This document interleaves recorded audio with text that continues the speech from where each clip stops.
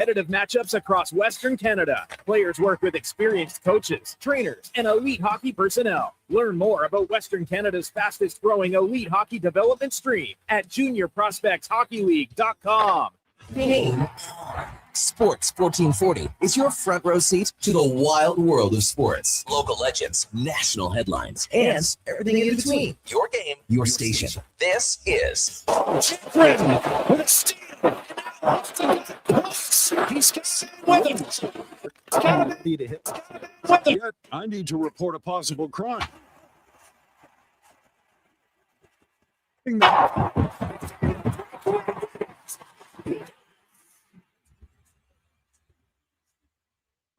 It's made of snow, mister. No, things are worse than I had feared. There's snow.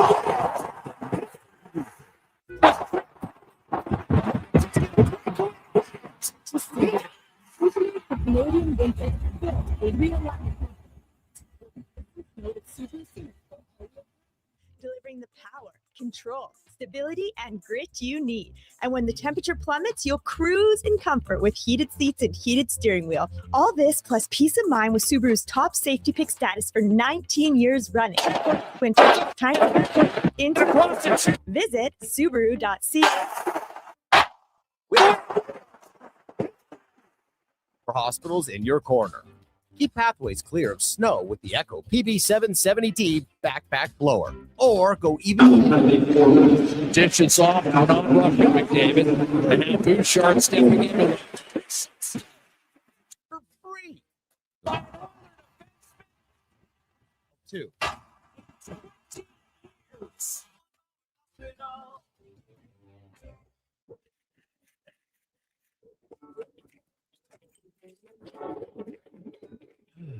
Oh, Canada. Jiffy Lube is here to keep you moving through mornings like these. Full synthetic oil changes, quality Pennzoil products, tire checks, battery tests, and everything else your car needs to get through our winters. Stop by Jiffy Lube for fast, easy, warranty-approved service. No appointment, no hassle. Just dependable service right when you need it. Great job.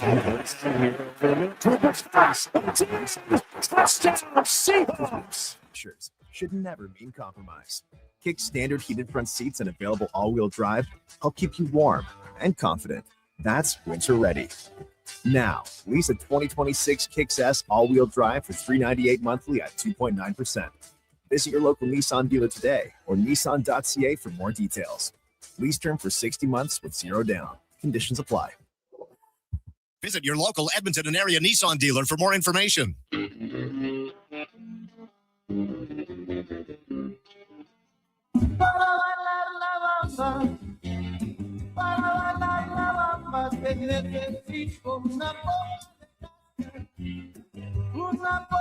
The Jason Gregor Show.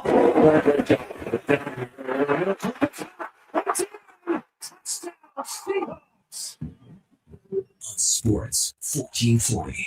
Dishes off, out on rushing McDavid. And now boot sharp stepping in.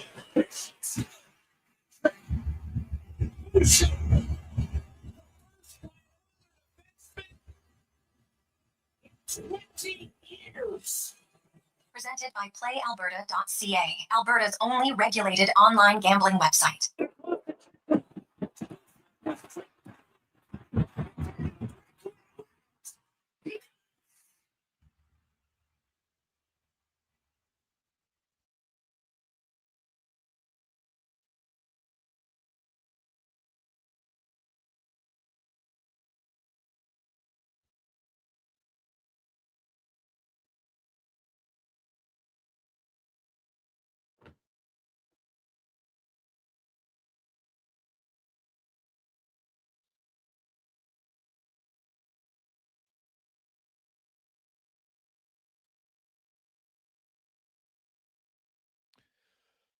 Just after 2 o'clock, how are you? And welcome to the Jason Gregor Show, Sports 1440, sports1440.ca, YouTube, Facebook, X, and Instagram. Hope you are having a lovely Monday. It's a little bit warmer, which is nice. The Edmonton Oilers early start tonight as they take on the Anaheim Ducks. course, the Oilers will have a new face in the lineup tonight. Josh Szymanski will be getting his first NHL start tonight. Of course, Szymanski was signed out of the German Elite League, played down in Bakersfield this time, and leads them in even strength scoring. Big center iceman, decent on draws at the AHL level. Obviously, the NHL's another beast in every aspect of the game, and interested to see how he does tonight. And likely will start the game on a line with Jack Roslovic and Matt Savoy. Draisaitl with Kasperi Kapanen, who's back in the lineup with Podkolzin, Nugent Hopkins, Hyman, and McDavid. That's what we think. They didn't skate today. And then you leave the Lazar, Frederick, Janmark line together. Defense pairings the same. Bouchard, Ekholm, Nurse, and Emberson, Stastny, and Wallman. And Tristan Jarry will get the start in goal tonight for the Edmonton Oilers. The Jason Gregor Show is always brought to you by PlayAlberta.ca, Alberta's only regulated online gambling website where 100% of the revenue stays right here in the province at PlayAlberta.ca. You can also, we'll have the Jason Gregor Show special odds for you coming up in a bit. One game has been postponed tonight. The LA Kings and Columbus. Lots of snow out in eastern United States, eastern Canada. I know the American League had some games postponed yesterday. Some teams snowed in, and now it comes to the NHL as well. So Columbus and LA, they'll make that game up in March. It was a crazy weekend. Of course, Evan Bouchard had a game of his life. Evan Bouchard's had a lot of good games, but nothing like what you saw on Saturday night. And we're going to get into that because it's not something I think that should just be kind of ho-hum, whatever. It's a big deal. It does not happen very often in the NHL. The defenseman has 3 goals, has 6 points in the game, ends up with 8 shots, plus 5, had a massive hit, 2 block shots, played 29 minutes and 25 seconds. Like a dominant performance. Bobby Orr did it 3 times. You've had Sprague Claiborne did it once. Cleghorn did it once way back in 1922 when each team used to dress 8 skaters. So I'm not even sure it was 5-on-5 back then, to be honest. Also, you had Doug Crossman doing it. He was the most recent defender to do it in 1922, which is 1992 is when he did it, and Tom Bladen in 1977. So you hadn't seen it in 34 seasons until Bouchard did it last night. And even if you just look at forwards in order history, obviously Gretzky did it. Sam Gagner had 1 game like it. Connor McDavid's had 1 game in his career where he had 3 and 3. So it's really hard to do.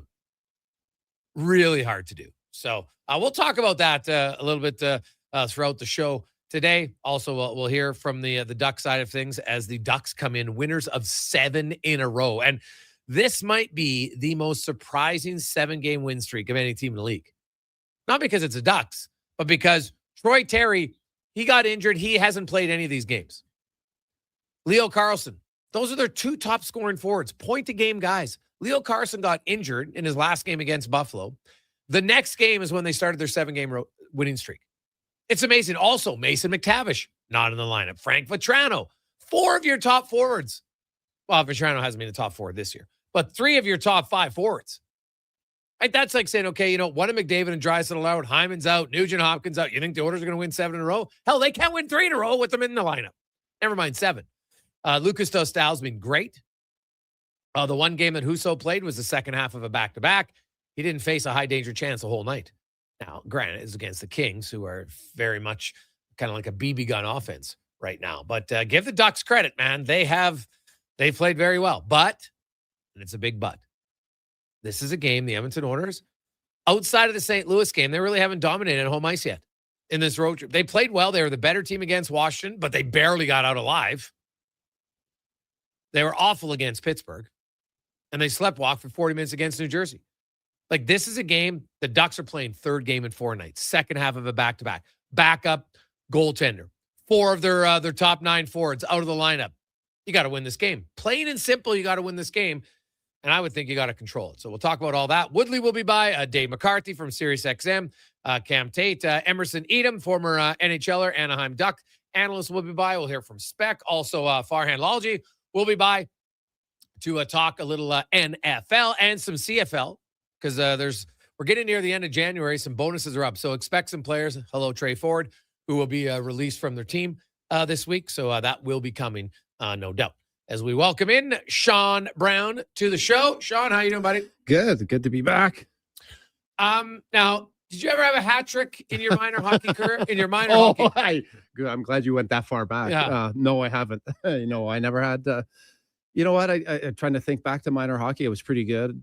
Put up some points, but no, I never put up a hat trick. Never put up obviously a hat trick in junior or in the American League and obviously pro. But I have had 2 goals and probably wish that a part of me probably wished looking back that I probably wanted to push it a little bit more to try and get, because it is special, dude, right? It's totally special. It is special, but when you're in it, you're kind of, that wasn't a big part of my game, so it wasn't something that I really, really looked for. But I did have a couple opportunities where I did have a couple goals.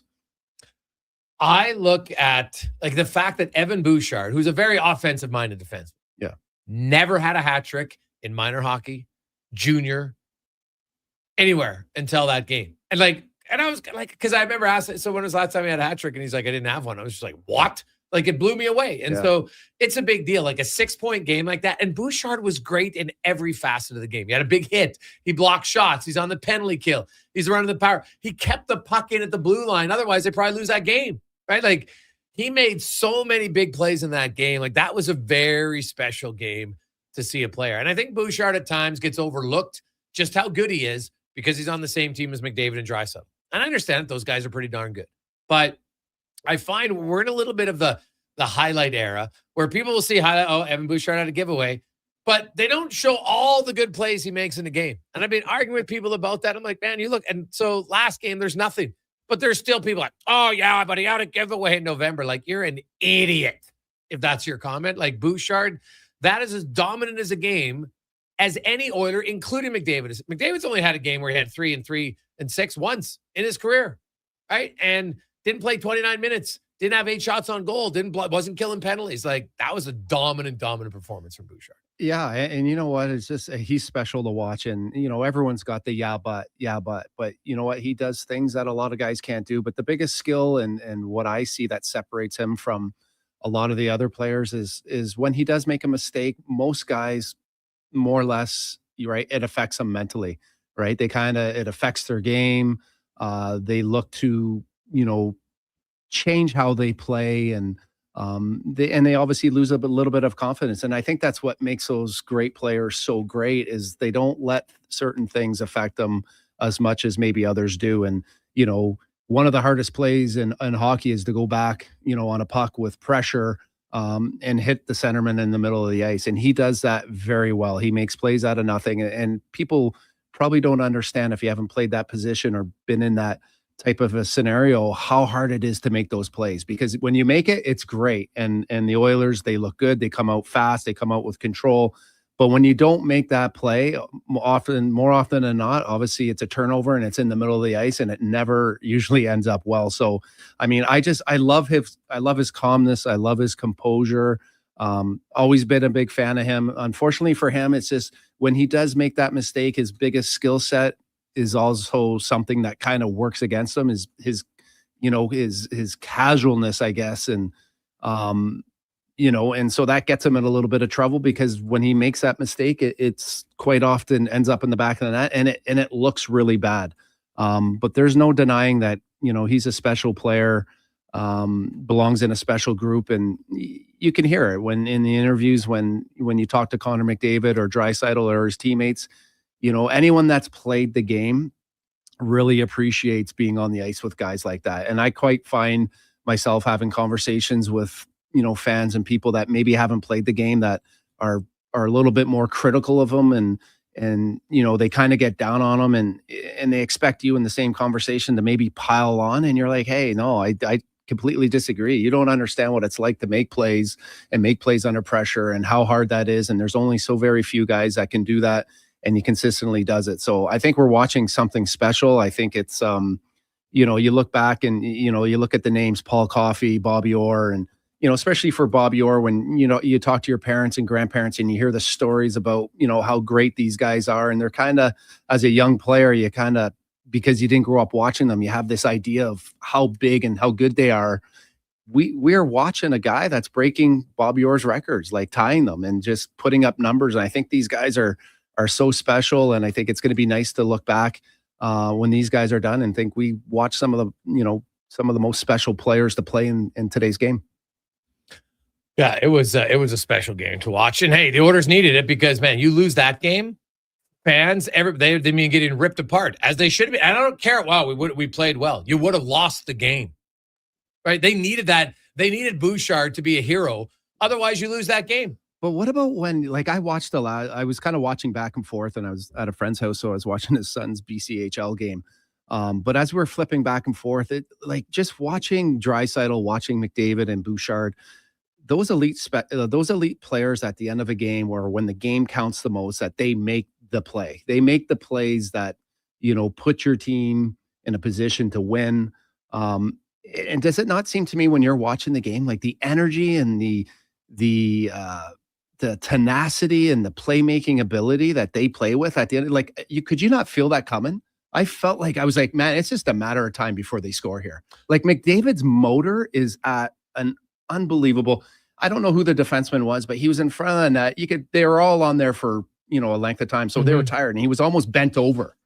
McDavid was like, does that guy get those elite players? They don't get tired. Yeah. Well, he's light on his feet, right? Like there are certain guys that are heavy skaters. You know what I mean? Like you have to use more energy to skate. He's not, but his cardio, and I've seen the numbers a few years ago when they did their off ice testing.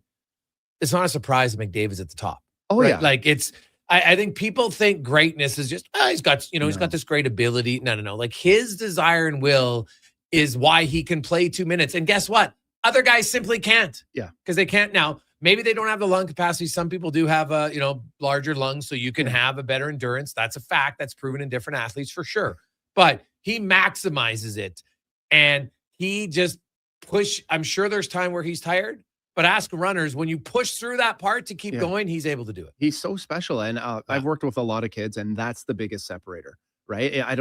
It's a gift. To me, I think it's a gift, right? But the top high-end players, they don't tire out, right? Where you get a guy like me or certain guys on the ice, it's like you're breathing through a straw, right? There's just not enough oxygen in the building, right? And just, just watching that, I just could not get over the strength that he has, the endurance that he has. He's got guys draped all over him, right? And he's coming out of the corner with a guy hanging on his back. He's making plays. He's exhausted. Very special. And that's what Draisaitl does. That's what McDavid does. And that's what Bouchard did. Those guys at big moments make big plays, whether it's keeping it in. I mean, ask, Quentin Byfield from LA last year when in the playoffs there, when he kept that puck in the blue line, right? I mean, he doesn't keep that in. Series is over. He keeps it in. They go to another Stanley Cup final, right? 100%. They make a lot of money because they make the right play at the right time. Yeah, it's true. And like he stays even keel at all times. And that to me is maybe his greatest asset. And I think people don't understand. And you played, Brownie. When you get into high pressure situations, you can't breathe quicker, right? You shouldn't. You can, of course, but if you do, that ends up leading to more mistake. Bouchard, when the play or the game becomes more important, he actually gets better because he's calm all year. And I think his calmness, sometimes people confuse it to mean he doesn't care. Yeah. Right. It's like, oh, look at Bouchard. He had a turnover. He wasn't slamming his stick and swearing because somehow that means you care more. Right. He just scored his first NHL hat trick. He barely celebrated because that's who Bouchard is. Like, he just doesn't get overly crazy excited, whether it's good or bad. And so people have to recognize that's a real strength to be able, because most of us, ask any parent, try to keep your calm when your kid does something wrong and annoys you. And we all know we're supposed to. Yeah. And you're all of a sudden, you're seeing red, you're on tilt, and you're just like, now there are some people that can be very calm. Right. And you do get that normally that's why they talk about grandparents. well, my parents were never this calm when I was a kid. Well, yeah, because now they're 40 years older, right? They're 75 and they're just like happy to be alive, right? And they're just like, oh, you get little Johnny spilled his plate. Ha ha ha, right? Yeah, So, your problem. Yeah.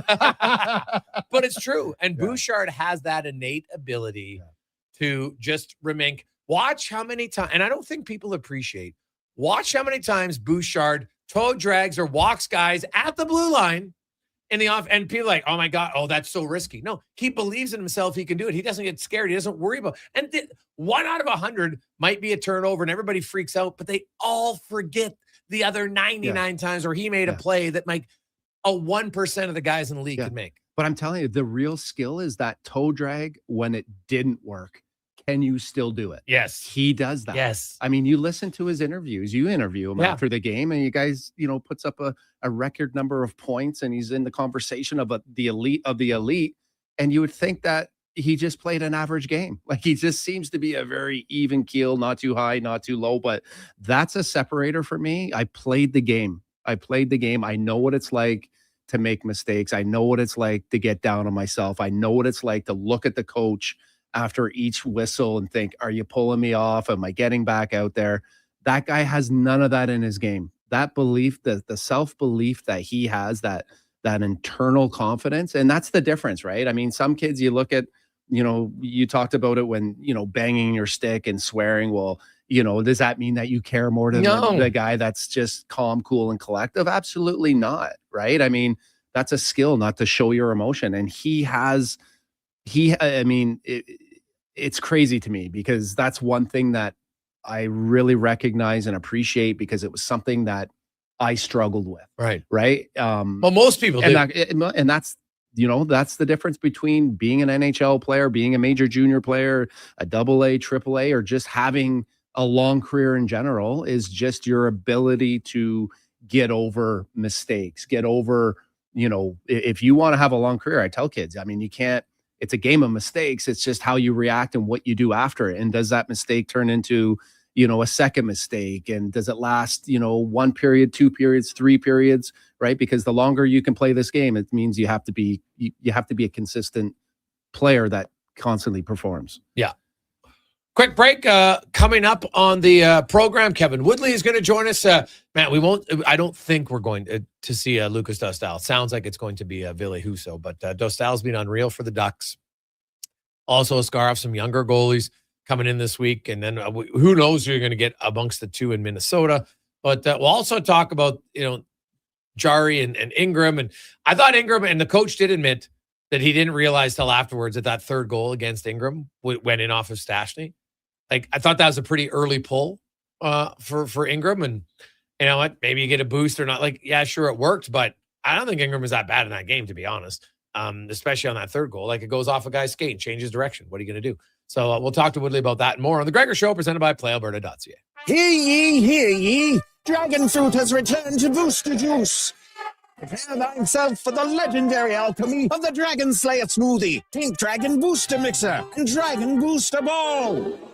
Does the dragon taste like chicken? Nay, Booster Juice uses only delicious tropical dragon fruit. No dragons are harmed. Get thee to Booster Juice before dragon fruit vanishes once more. Booster Juice, Canadian-born, blending since 1999. New Year's resolutions. We all make them. We all say we're going to start eating healthier or going to the gym or starting that new hobby. But at GS Construction, we actually follow through on our New Year's resolution because it's the same every year. We promise to set the groundwork, literally, for another year of progress and growth. And we've stuck by that resolution since 1974. So start that all-you-can-eat diet. GS Construction is going to start planning right now for the year ahead. For more on what we do, visit gsconstruction.ca. You've got a go-to coffee spot, a trusted barber, even a lucky game day jersey. But when it's about looking your absolute best, there's only one name you need. Mr. Dirk. Family run since 1939, we're experts in crafting impeccable tailor-made suits and offering a wide variety of everyday styles. Pair that with personalized one-on-one fittings and the convenience of on-site tailoring. Mr. Dirk elevates your style game. Visit our Edmonton store or explore MrDirk.com. Score big on style with Mr. Dirk. 60 years ago, we started selling trucks as Western GMC Buick. Today, we are Wolf GMC Buick. We're still located on the corner of 184th Street and Stony Plain Road with the same ownership for over 2 decades. Our customers have trusted our family-owned, community-driven business. And for that, we are thankful. If you're looking for a truck or SUV, pop in and one of our seasoned professionals will get you a great deal, hassle-free. Come trust our team at Wolf GMC Buick. Wolf GMC Buick. We're making it easy. Whether you're a craft beer connoisseur or more of a wine aficionado, there's always something new to discover at Sherbrooke Liquor, a unique, family-owned, independent liquor store. The selection, incredible. The non-alcohol section is also very impressive. Sherbrooke Liquor, expert, knowledgeable staff with a passion for unique finds. More than just a liquor store, we're a community. Alberta's best, the one and only Sherbrooke Liquor. Wine, spirits, and oodles of beer. Visit SherbrookeLiquor.com. Japa Machinery Group knows that XCMG may not roll off the tongue, but Japa's team will help keep your construction jobs rolling on time and on budget with heavy equipment sales and rentals. Visit japamachinery.com to find out more. Shoulder pain. It can make even the simplest things like reaching up, lifting a bag, brushing your teeth, or sleeping frustrating. Rotator cuff strains, impingement, arthritis, they're some of the most common issues we treat every day. I'm Grant Fedoruk, and at Leading Edge Physio, our team brings postgraduate training, evidence-based technology, and just the right amount of humor and humility to help you feel better. Because we never forget the most important part, the gratitude we feel for every patient who allows us the opportunity to care for them. Because life shouldn't hurt. When it does, leadingedgephysio.com.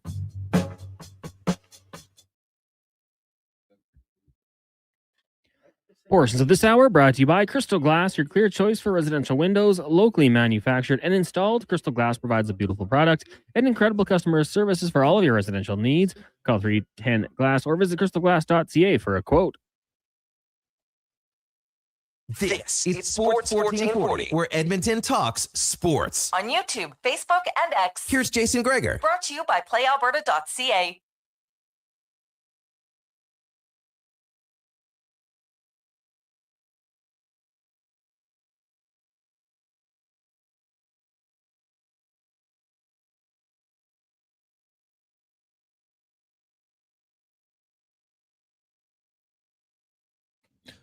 .225, welcome back. Jason Gregor, Sean Brown, Connor Halley, Sports 1440, sports1440.ca, YouTube, Facebook, X, and Instagram, as well as Twitch. Thanks for listening. Thanks for watching. As always, brought to you by playalberta.ca. Oilers a pretty big favorite tonight on home ice. So we'll see if that comes to fruition or not. They have not made life easy for themselves so far in the 4-game road trip. They are 2-2 at home. Sorry, home trip, not road trip, but home stand. They're 2-2.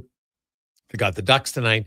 Then get 2 days off, and they play the Sharks Thursday, the Wild on Saturday, and then they have the Toronto Maple Leafs the following Tuesday. So they'll have lots of rest. The Oilers should be gung ho, right? They play tonight, then 2 days they play the Sharks, then day off, play Mini, then 2 days off, play Toronto. So like at some point you got to get on a winning streak. Doesn't set up much easier than this. So we'll see. I'm not going to say they're going to win the next 4 because that means they'd win 5 in a row. They've yet to win 3 in a row.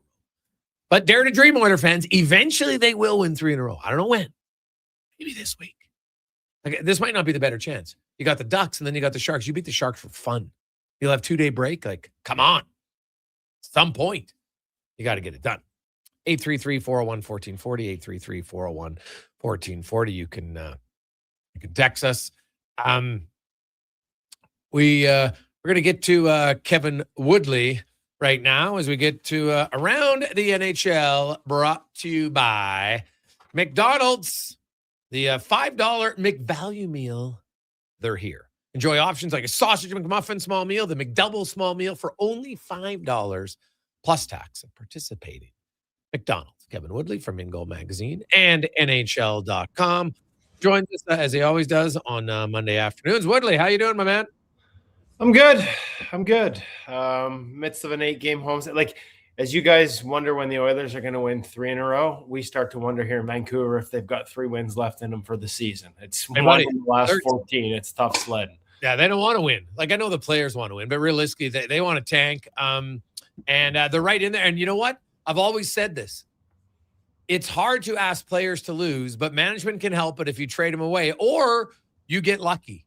And the Canucks are starting to get more lucky because I see more injuries coming up. Like when the Oilers finished dead last the first time in 2010, Habibulin hurt, Surrey hurt, Horkoff hurt. Like all your best forward, your best centerman, your best defenseman, your best goalie all out.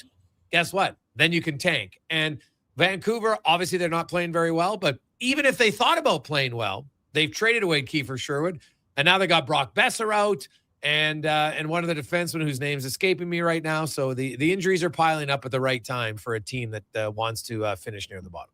Yeah, Z Bouillam's out as well. Took a puck in the face last night. Finished the game wearing a bubble, but saw him sort of out, talking to somebody sort of outside the locker room post game as I was coming back from the Penguins room, and I was pretty much swollen shut. So I don't think we'll see him for, there was a report, I think Darren Dreger said at least a week.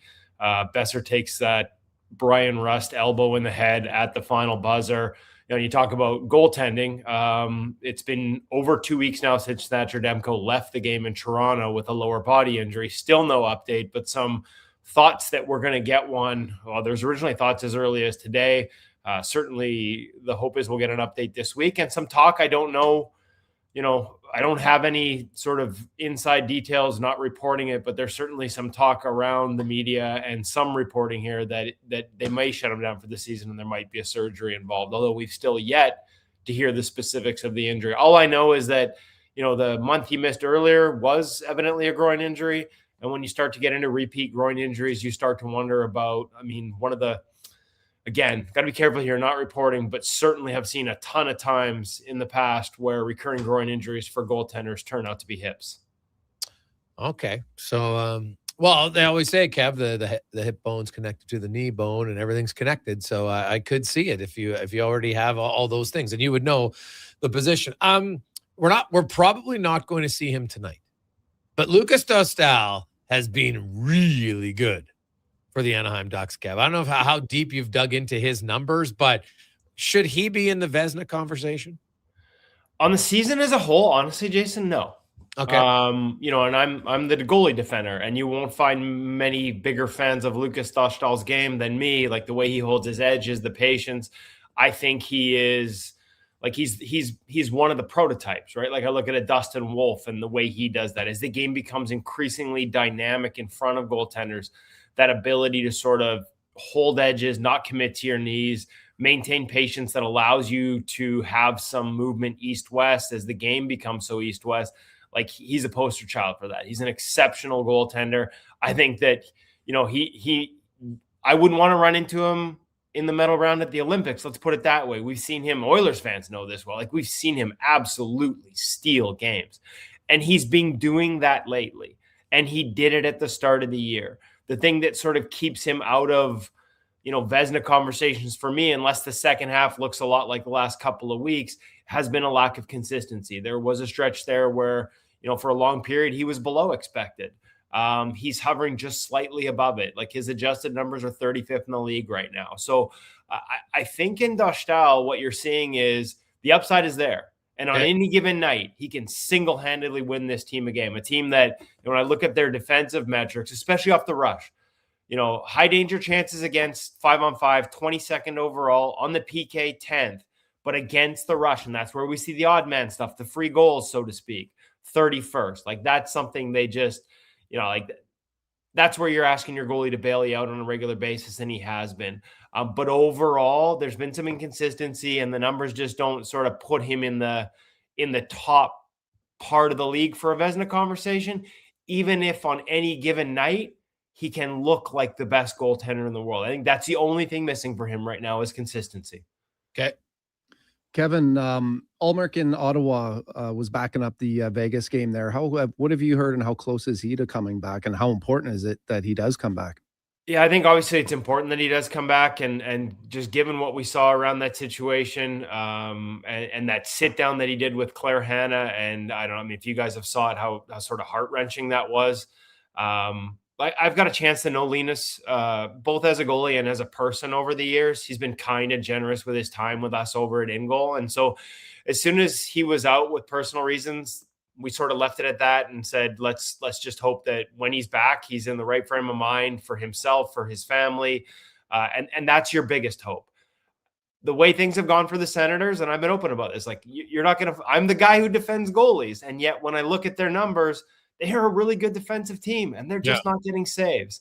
And Reimer stabilized it a little bit. And I do think he can give you the kind of minutes they need with a little time to settle in. His first couple starts were really good. I know there was a tough comeback one against Nashville. I didn't look at the metrics on that one, but they're a team that just needs to be able to find some confidence in their goaltending so that they can keep playing the way they're playing defensively and not open it up. So I think a combination, because Mieralainen obviously lost a ton of confidence this year. He was great last year, thrust into a bigger role. He wasn't able to hold water this year. So even when Allmark comes back, I think having Reimer there is important. I know it was Mads Sogard in net the other night in a 7-1 win, but I think that's a sort of steady veteran combination that hopefully will be enough for a team that we know has the firepower at the other end. But frankly, I think because of the goaltending hasn't got enough credit for how good they've been overall defensively this year for Travis Green. And they just need the goalies to sort of do their job behind that, frankly. Yeah, well, it's a great point. And so maybe it's too little, too late. We'll see. That was a dominant performance yesterday against Vegas. No question. And so who knows? You don't need them they don't need their goalies to steal games. They just need the goalies not to lose them games. And their goalies have lost them games more than the defensive structure has lost them games this year. Yeah, and that's it. Like the defensive metrics are all really good overall, but also like sort of in the past couple of months. Yeah. It's like they've gotten better defensively. Now, I will say this, like they're still prone to the big mistakes. And that's where like every team does to a certain degree. It's funny. Like I went back and looked at a story that I did for NHL.com in 2018, which doesn't seem that long ago, but I guess it is 8 years. And it was talking to goalies around the league about highlight reel saves and ending up on highlight reel packages. And the goalies all said, we don't want that. Like usually if you're diving headfirst across the crease, it means you made a bad read or a big mistake. And there were a ton of like big voices in that story that I did, like Tuukka Rask and Roberto Luongo and like, guys are in or headed to the Hall of Fame. And here we are like 8 years later, and I'm asking the same question. I talk about Carolina's one, right? Like where they don't give up a ton, but when they give it up, it's grade A+. Like there's a little bit of that in Ottawa. The underlying metrics overall, they don't give up volume, but when they do, it tends to be a breakdown, requires an athletic save. And that's sort of the difference in the game. As a goalie, you need to expect that. You need to make those. Like that's what's changed. And when I'm talking to goalies to sort of follow up that story right now from 8 years ago, and they're all like, yeah, like that's just part of the job now. It doesn't mean we've made a mistake. Something happens in front of us, no matter how prepared, no matter how accurate we are in our read, there's just going to be moments as dynamic as the game has got it, as much as teams are trying to go east-west and open us up, where you're going to have to throw caution. You're going to have to dive headfirst. Skinner made one at the buzzer last night or in the final minute against Besser off a rebound, wide open net. It looked like Marc-Andre Fleury's cup winning save from 2007, right? And he talked to him about it after. He's like, it was just a little too far for me to get there in structure. So I knew I had to dive. And another story I wrote for NHL.com last week for the goalie column, the idea that in those moments, you guys keep an eye on this one, in those moments as we see them increasing where a guy's got a wide open empty net, nobody picks corners, man. It's always into the middle. So it's a rule of thumb for goalies in those desperate situations. And me and Skinner talked about that the day before, ironically. Get something to the center mass middle of the net because there's a good chance when a guy looks at an awning cage, that's where he's shooting. Kevin Woodley from Ingo Magazine and NHL.com joins us. You mentioned Skinner. Now he had stretches in Edmonton the whole 24 regular season under Knobloch where he was pretty good. But his numbers here in the last month in Pittsburgh have been exceptional. How much is it him? How much is it defensive structure? I don't think it's the defensive structure. Now, obviously, last night against Vancouver, they didn't give up a ton. But when I look at, his numbers and how much of that is him and how much of that is environment, don't forget, he lost his first 3 starts, and obviously one was against Edmonton, and that got a lot of attention.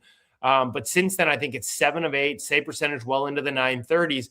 But his expected save percentage in that time from the trade on, so including the first 3 losses, is actually 874, Jason, which is well below league average. He's outperforming it by almost 2.5 goals for every 100 shots, almost 2.5%. The only guys better than him in the NHL in that stretch, and we're only talking about a little over a month, but still not a tiny sample. And like I said, I'm including the first 3 losses in there. The only guys that have been better than him in that stretch is John Gibson and Ilya Sorokin. Again, I'll add the caveat amongst guys that have seen at least a couple hundred chances. So, the guys who are starters and playing at least half their team's games. It's Gibson, Sorokin, Skinner, Jake Allen, and Igor Shesterkin, and then Connor Ingram in 6th spot. So he's been really good. And there were still moments, in the dying seconds of that game against the Canucks last night, he's on his stomach. There was a rebound chance. He made a couple great saves off Pettersson. And in the first goal, Jake DeBrusk was able to come around behind the net and bank it from a sharp angle off a defenseman, but he was prone. But there's fewer of those moments in the games that I'm watching. And I did a little homework on him coming into that game against Vancouver, and for an extended conversation that I had with him going into the game after the practice day on Saturday. And, he just feels like his game was building in Edmonton and that it was just starting to turn a corner, and it just was feeling really good when he got traded. And after getting over sort of the emotions and the shock of everything that comes with being traded and getting comfortable in Pittsburgh, like, he feels really good about where his game's at. There's still things he's working on.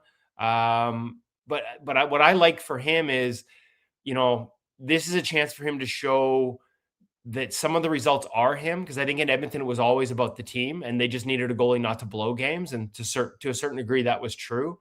But in Pittsburgh, he's being asked, last night for sure, he's being asked to do a lot more. I know the 2 previous starts were easier defensive environments. Last night was not. And on the whole, an 874 expected tells me this has been him largely, not just the Pittsburgh Penguins.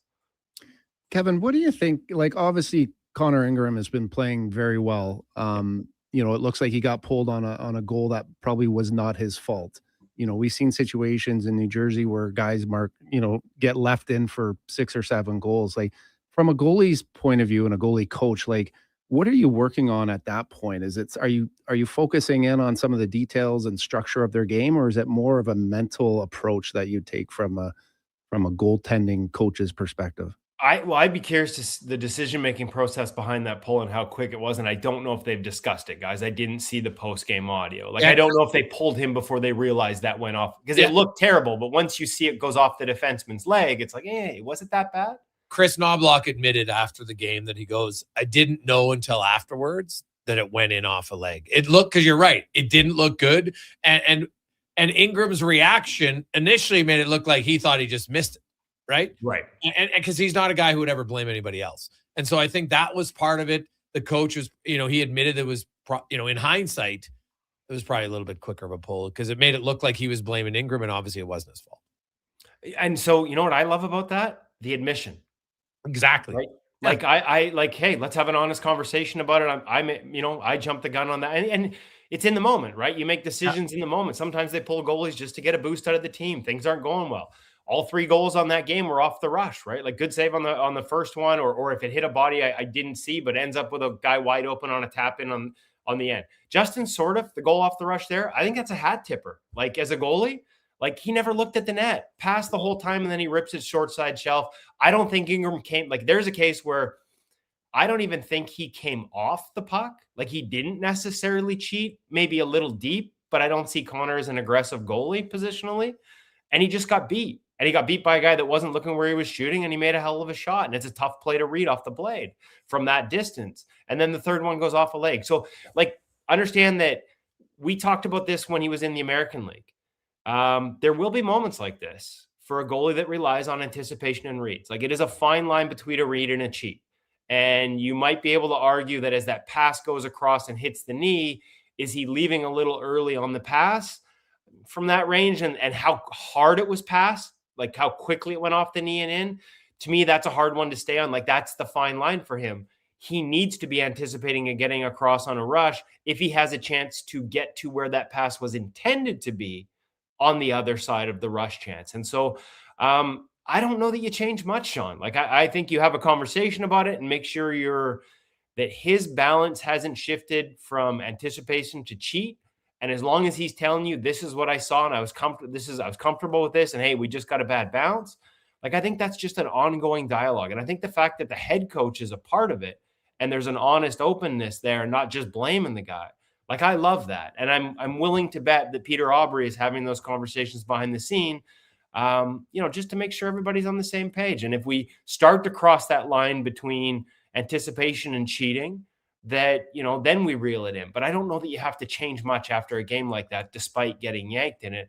I posted on Twitter right before we came on air because I was looking into the numbers and I went looking back over each goal because I was out that night. That was fire wagon hockey. Like, that was like straight out of the 80s or an all-star game. 20 high danger chances for the Oilers. Charlie Lindgren came out of that game on a positive goals saved above expected. And at the other end, Washington had 14 high dangers and 5.17 expected goals. That was wide open. Fun. Looked like it was fun. Maybe not for the goalies, but for everyone else, it looked like a fun game to watch. So he allowed 6 goals at Lindgren and still came out with a goal saved above expected?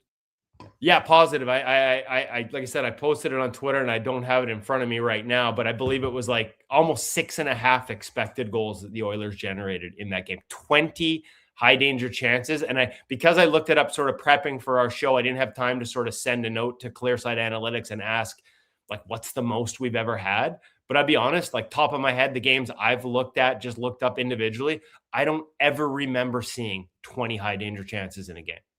Yeah. No, that is wild that you have that. And he still came away with the expected goals was 6.47. And goals scored was 6. So, you don't see expected goals at 6.47 very often. And they scored 6, which is wild. One last one for you, Kev. As we look around the team, the San Jose Sharks are coming to town. If you just look at Askarov's numbers, like, they're winning because they can score a lot of goals, but the Sharks still give up a ton, don't they? How's Askarov handling being in his shooting gallery? Really well at the beginning of the season. Numbers have kind of dropped of late for him, and Alex Nedeljkovic has kind of picked up where Askarov has dropped off. But when we talk about environments, you're absolutely right. Like, and even offensively, Jason, like, it's the Celebrini show. Because overall, as a team, like, they're scoring, like, their 5-on-5 chance creation is 30th in the NHL for high danger. 32nd offensive zone, 20th off the rush, 9th on the power play. So power play and rush is where they thrive. The rest is near the bottom of the league. Defensively, high danger chances against 5-on-5, 31st. D zone, 31st. Rush, 25th. The only thing they seem to do well is kill penalties. So they lean heavily on their goaltending. And Askarov, after a really good start, has come back down to earth. Like, over the last month and a half, he's near the bottom of the league in adjusted save percentage after such a hot start. And over the same period, Alex Nedeljkovic has really picked up. On the season as a whole, Askarov's down at almost a full minus 0.7%. So, I mean, that's not huge below expected. It's less than a goal every 100 chances, but you're still on the wrong side of expected. Ned, after a tough start, has climbed up above. So as much as the assumption is that this is the Askarov show, the reality is it's been Alex Nedeljkovic that's been the better goaltender for the last month and a half by a pretty clear-cut margin. And it puts the Sharks in a bit of a tough spot because they're still competing for a playoff spot. Their underlying numbers don't say they should be, but with Celebrini leading the way at the other end, they need somebody to steal wins behind them. And right now, the guy that gives them the best chance to do that is Alex Nedeljkovic. And yet you need to also keep an eye on the future and get Yaroslav Askarov, minutes and a chance to grow and learn in a tough environment. Kev, as always, great stuff, buddy. We appreciate it. Have a good week. We'll talk to you next month. Have a good one, guys. There you go. That's Kevin Woodley from InGoal Magazine and NHL.com. 20 high danger chances. Well, if you watch the game, you're probably like, whoa, there's a lot going on in that game. And there was. And hey, it's not like the Oilers were great defensively. They gave up 14. So 34 high danger chances between the two teams. Fire wagon hockey, shall we say. Quick break. We'll come back. We'll get to the Oil Report. We're going to hear from Chris Naumbach and more on the Gregor Show, presented by PlayAlberta.ca. Oodle Noodle Origins. In 1864, Francis Oodle took over his dying father's business as a leatherman. He was quite proficient, but his heart was never truly in the trade. After his father's death, Oodle met a cocksure young man named Vladimir Nudell, who was a trailblazer in the popular new art of food boxes. They formed a partnership and aimed to ply their trade in the New World. At Ellis Island, Nudell was renamed David Noodle, and henceforth, the franchise has been known as Oodle Noodle.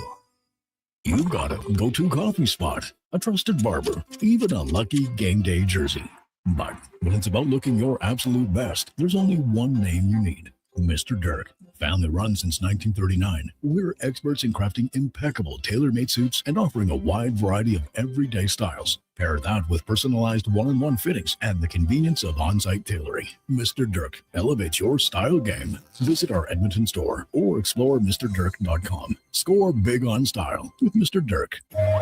Hey, Edmonton, did you know a local Play Alberta winner scored over $500,000 on Mega Jackpots Ocean Bells? Think about the season tickets you could lock down with that kind of cash. From major casino winners every hour to jackpots worth millions and hundreds of popular games to money that stays in the province, there's never been a better time to sign up for Play Alberta. Download the app today to get started with casino, sports, and lottery all in one app. Must be 18 plus to play. When you gamble, use your game sense.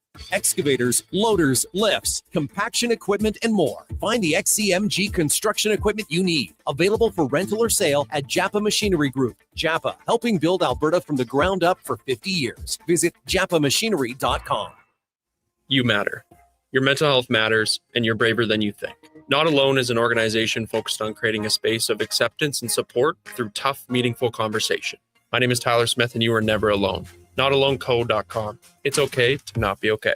The Junior Prospects Hockey League sports season is now underway. The JPHL offers elite athletic and academic opportunities for players in the 14U, 15U, 17U, and 18U divisions. All games are broadcast live on Silent Ice TV, featuring a showcase-style schedule and competitive matchups across Western Canada. Players work with experienced coaches, trainers, and elite hockey personnel. Learn more about Western Canada's fastest-growing elite hockey development stream at juniorprospectshockeyleague.com.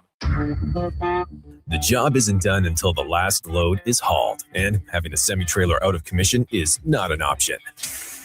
Whether replacing or adding to your convoy, Edmonton Trailer has a huge inventory of new and used semi-trailers, trusted by the gravel, logging, oil field, fluids, and freight industries. Find a trailer right for you online or at one of their 3 locations. For sales, service, parts, rental, and finance, when you're in it for the long haul, Edmonton Trailer. Do you sit around at work listening to sports radio all day? That's right, my friend. There's no shame in it. It's the good life. And we're not here to snitch. Say, if your company advertised on Sports 1440, you could be the one listening for your company's ad every day. Now you've got an excuse to listen to Sports 1440 all day. It's part of the job. Sounds like someone's getting a promotion. Email Gregor at sports1440.ca and let's get to work for you.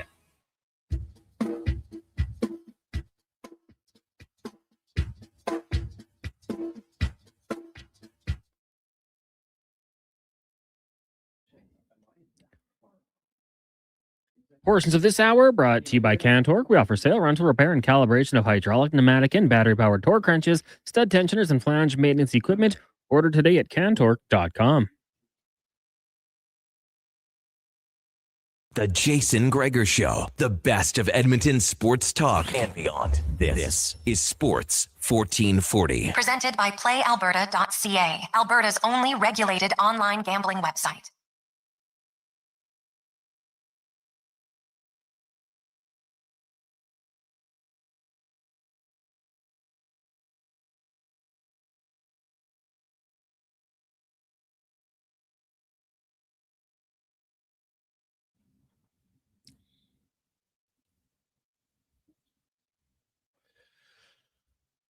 .251. Welcome back. It is game day. Oilers and the Ducks tonight.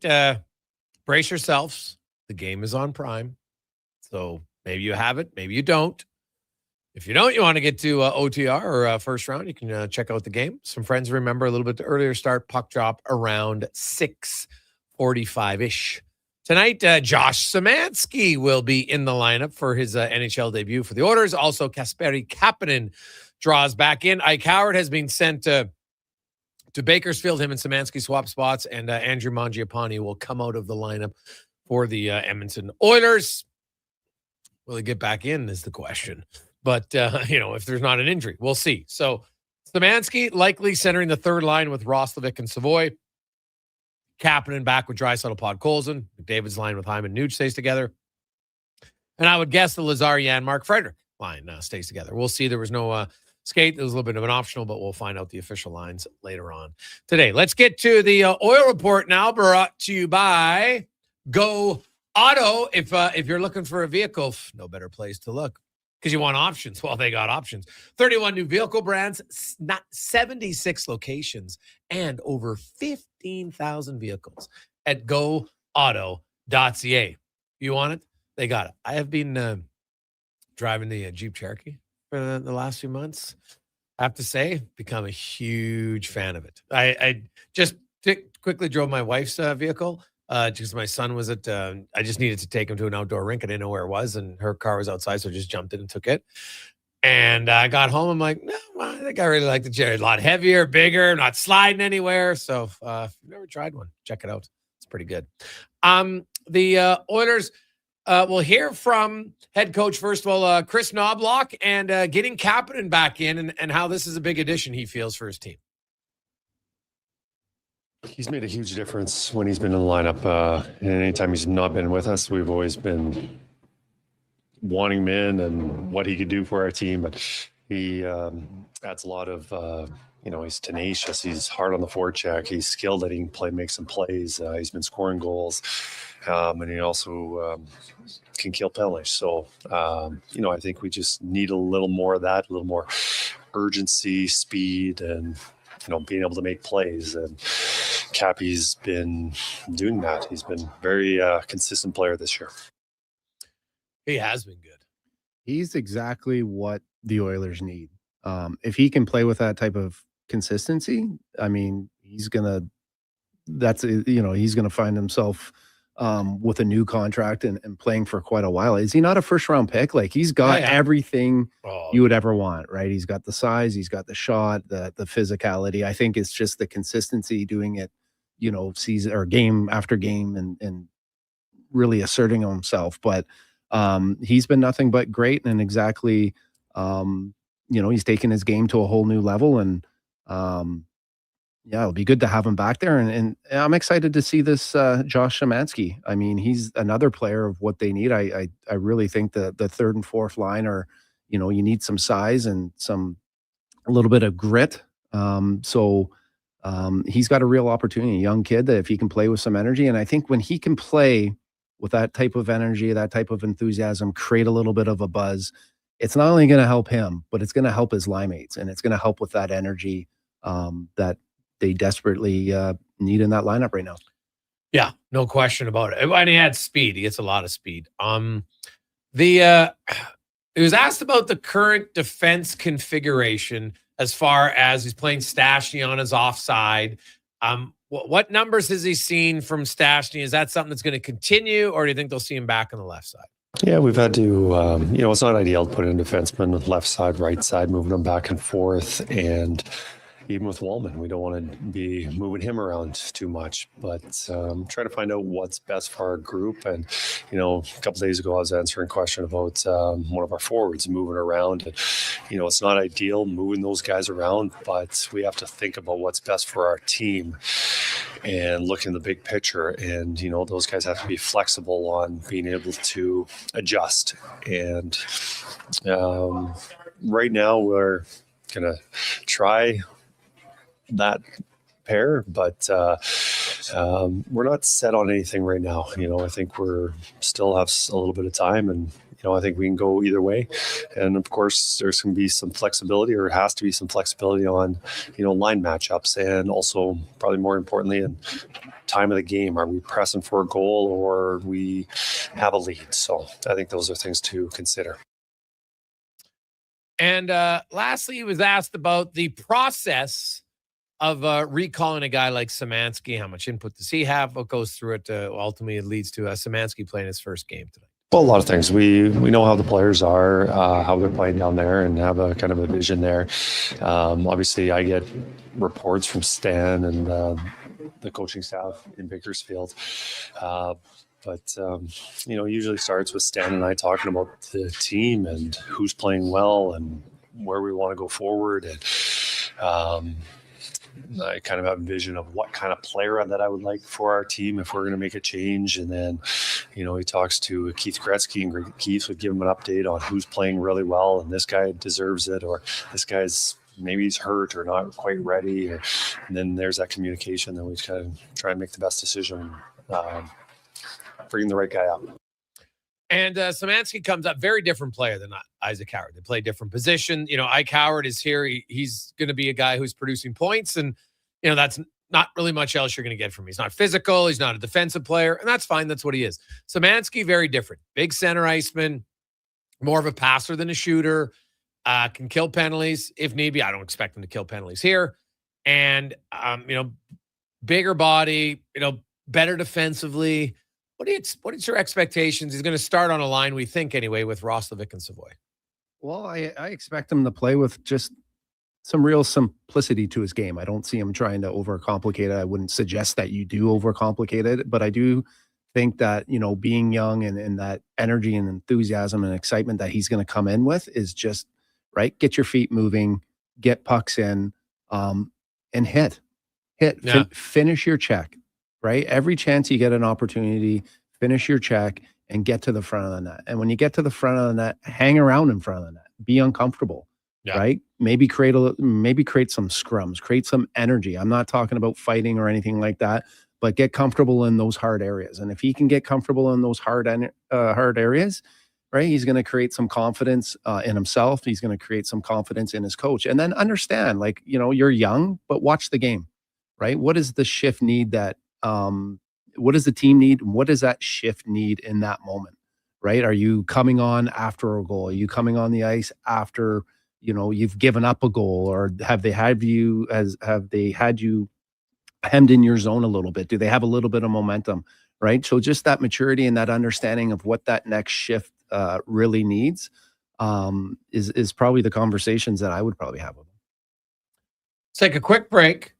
And when we return, we will continue talking hockey. Also, we're going to talk a little football. The Super Bowl 60 is set. The Seahawks and the Patriots. Lots of different players, but who do we like? We'll get into that. Also, dive in a little bit more on Szymanski. Also, we are going to dive in a little bit more on Evan Bouchard's game on Saturday night, because I don't think a game like that should be a 2-minute conversation. It was a very special game by a player who dominated in every facet of the game. It was wild to see. And he played 29 minutes, which I crunched some other numbers. And it's funny, we always hear how the Oilers, they play McDavid too much. Okay. I'm not sure I really agree with it, because Brownie just outlined, like, the guy's motor. He can play lots. He never gets tired. But it's funny. There is another player in the league that's on a totally different level when it comes to time on ice, and no one ever talks about it. So we'll get to that. But first, let's get to the con man and a Sports 1440 update brought to you by Fountain Tire. More than just tires. Of course, fix your tire. Hey, you want some rims? They can give you good rims. But if you're looking for oil change, wheel repair, vehicle repair, they do it all. FountainTire.com. This is a Sports 1440 update. It's game day. Oilers hosting the Ducks down at Rogers Place. Puck drop 6:30. Pre-game coverage here on Sports 1440. It's going at 5:30. Elsewhere, you got the Mammoth and the Lightning. Rangers host the Bruins. Islanders in Philly. Jackets and Kings postponed due to March 9th due to weather in the area. In the association right now, Hornets crushing the 76ers 109-59 in the fourth quarter. Later on, you get the Magic and the Cavaliers. Trailblazers taking on the Celtics. Bulls, the Lakers, Timberwolves, and Warriors earlier today. Hawks stuff at the Pacers 132-116. And at the Scotties, Alberta knocking off Nunavut 9-2. You also Nova Scotia Black Ring over Newfoundland 9-1. PEI gets past New Brunswick 7-6, and Northern Ontario falls to Manitoba 9-2. Coming up in hour 2 of the Jason Gregor Show, we'll be joined by TSN football reporter Farhan Lalji. We'll look around the NHL with Dave McCarthy from SiriusXM and ask 5 questions. I'm Connor Halley. This has been a Sports 1440 update. Sports 1440, a Stingray radio station broadcasting on Treaty 6 territory. Download the free iHeartRadio app and listen to CKJR wherever you go. I skipped breakfast this morning. Stay out of my way. Don't threaten me with your bad choices. No worries. A booster bar from Booster Juice will fix me. I don't even know what that is. Yeah, because they're new. Snack-sized bars packed with seeds, pecans, gluten-free oats, all sorts of good stuff. That sounds lovely, actually. 2 different flavors to try, too. Coconut pecan booster bars and harvest booster bars. Want to skip breakfast with me? I take it back. You make good choices. Booster Juice, Canadian-born, blending since 1999. When the ground freezes, you wonder how anything can get done. And instead of staying outside in temperatures that would make a polar bear cry, you head inside where it's toasty and warm. But that's not what GS Construction does. Because while the ground freezes above, we plan below, rebuilding and revitalizing the systems that keep our communities working year after year. Now, don't worry. GS Construction promises to do everything safely and efficiently, and we'll wear our extra warm clothing outside. For more on what we do, visit gsconstruction.ca. Cantork has turned 25. That's right, 25 years of building tools so good, they practically torque themselves. Hard work and innovation equals problem solved. See our latest designs at cantork.com. Just think, Kevin Karius has been covering Edmonton sports since before TikTok, Twitter, texting, and the Titanic. We may have made that last one up. Kevin Karius in the mornings on Sports 1440. Your game, your station. Hi, Mike here from Northgate Chevrolet Buick GMC. Happy New Year. I just wanted to take a moment to say thank you. Thank you for everything in 2025. With your help and your support, we fed almost 500 families. We donated to various charities in the Edmonton area, and we're going to do it again in 2026. Please stop in and see us today, 13215 97th Street, or visit us online at northgategm.com. You're in Northgate country. Vinny and Don in Hockey are dedicated to skill development for all hockey players. If you know a student athlete interested in growing as a person and a player, register for a free shadow day. Beginner or experienced, this program develops a student athlete skill in a supportive environment. It's a great opportunity for prospective student athletes entering grades 3 through 12 to see what Vimy and Donnan have to offer. Visit vimyridge.epsb.ca or donnan.epsb.ca for more info and to sign up. Action Electrical's projects team takes the field, folks, ready to execute the entire play for new commercial builds. Absolutely. They're masters of design build, sketching strategy from initial blueprints to core electrical infrastructure. The team never misses on complex projects. Known for handling big league constructions and major renovations, ensuring flawless execution, hire the Action Electrical team to bring home a win for your project. Visit actionelectrical.net. Portions of this hour brought to you by Japa Machinery. Japa is digging deep on their 50-year history of supporting Alberta's construction industry with their line of special edition blackout excavators. Visit japamachinery.com for all the details. This is Sports 1440, where Edmonton talks sports. On YouTube, Facebook, and X. Here's Jason Gregor. Brought to you by playalberta.ca.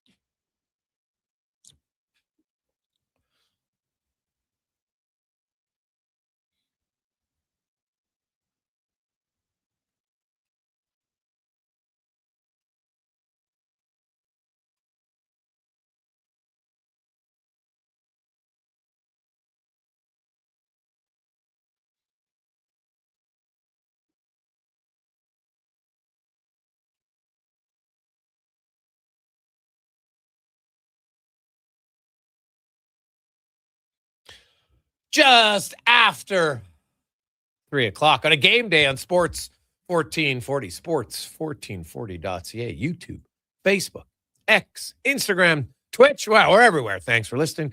Thanks for watching the show. We very much appreciate it. Always do a favor for Deck when you for watching on YouTube, hit the subscribe button. Appreciate it. It's very good. Always to see those numbers going up. That is fantastic stuff. We've got some really good shorts on there as well if you want to check them out. Oilers, of course, hosting the Anaheim Ducks, the Red Hot Anaheim Ducks, winners of 7 in a row, fresh off a victory last night. The rookie Beckett Seneca gets his first NHL hat trick last night as they win 4-3 in overtime. The Oilers coming off a hell of a game from Evan Bouchard, his first NHL hat trick, his first hat trick at any level of sports. That blows me away that Evan Bouchard never had a hat trick in minor hockey ever. And it just shows you, kids, hey, there's much more than goal scoring, especially for a defenseman. That's a nice added bonus.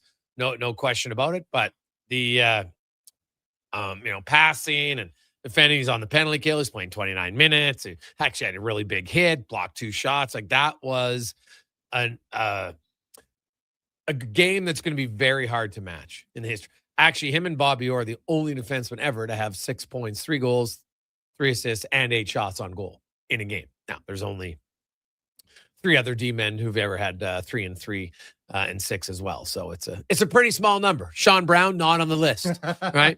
Not on the list, Brownie. I don't know what Gregor, you're definitely not on the list. No, you're not. I'm not. But but you're on the. Brownie's just like Bouchard though. Now you guys got something in common. No hat tricks in minor hockey. There you go. Right? That's as close as. Like, I was surprised by that. That might have been the most surprising part of the night. For sure. I mean, you know what? I think anyone that's played the game, whether it's Strudwick or myself, we all grew up playing with a number of different hockey players, and a lot of guys, the story's the same as far as them not being the best player on their team, right? It's not always, for these young kids, and I'm not saying there's anything bad about being the best player, but, as long as you have the willingness to continue to develop in the passion and the drive, right? And the willingness just to, embrace the grind of the struggle to, reach your goals. I think that anything is probably possible. So, the fact that he hasn't scored a hat trick kind of surprises me, but in a way doesn't, because it's such a long journey that you don't really know. But I think scoring a hat trick, he's probably never played with a player like McDavid either in his life, right? Yeah. And I think when you play with those types of players, who knows, Gregor, maybe you and I would have had a chance to get a hat trick. That's a stretch for me anyway. You maybe, but there's lots of guys playing with McDavid. They don't get hat tricks, so yeah, for sure. Now let's talk a little championship as we get to our NFL report, brought to you by Legacy Heating and Cooling. Home with no payments, no interest for 1 year. Stay warm all winter at legacyheating.ca. As we are joined by Farhan Lalji from TSN. Farhan, how you doing? Good, buddy. How are you? I'm excellent. The totally 2 different games. You had the Seahawks and the Rams, was just highly, highly entertaining game. And you had Denver and New England. The first half might have been one of the worst first halves of football that I've seen in a championship game, in a conference championship game in a long time. I know the snow came and probably but they played in the snow. It was hard. Give me a break. They were both brutal offensively up until that point. Like, I see no reason why the Seahawks shouldn't be spanking the Patriots in 2 weeks. Well, look, I think when we get to these games and we get to this point, it doesn't generally turn out that way, right? I mean, I look at this game and I'm thinking, like, the Seahawks played in by far the best division in football. Yes. And when you get to that point, you kind of get through that, you should feel really good about yourselves. But we find this every year where there's always one good team on the other side, and they've got the ability to win. I think Mike Vrabel's a great coach. I think that's a solid defense, and I think Drake May's been playing really good football. So I do think I don't think this is going to be a one-sided game, but I do believe the Seahawks should be rightly favored, right? I mean, in terms of, this is a team whose defense didn't look great in the NFC Championship game, but it seems like the only team they don't look great against is the Rams. I think they can look great against everybody else, and it's also a top 10 offense that has shown, Sam Darnold put kind of one last nail in the coffin in terms of the narrative around him, in terms of his ability to perform in big games. So, yeah, Seattle should feel favored. Yeah, I look at Seattle, and I think back to Super Bowl. Oh, God, what was it? I don't know, 10 years ago, 12 years ago, when they absolutely spanked Denver 43-8, right? Now, I don't think it's going to be that much of a blowout. I just think Seattle's a way better team, man. And I like New England. I'll give them credit, because, hey, you got to win your way to the Super Bowl. We can talk about favorable schedules all they want. You still got to beat the teams, and they played some pretty good defenses along the way. But the Seahawks offense is good enough that they can score, but their defense at the end of the day, the Stafford, Puka Nacua, Devontae Adams triangle, New England doesn't come close to offering that. Yeah, I couldn't agree more. And that's the challenge that they've had, right? Like that Puka Nacua, Matthew Stafford, Sean McVay, along with Devontae Adams. I mean, they have been able to kind of solve Mike McDonald's defense, right? At least in 2 of the 3 games that they played. I just don't know that anybody else possesses that level of weapon. I mean, Stephon Diggs is good, I guess, compared to what the Patriots had coming into this, but he's not that guy.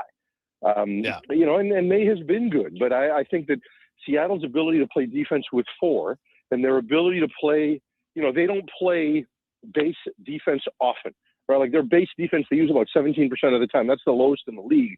They like to be in nickel. They like to be in dime.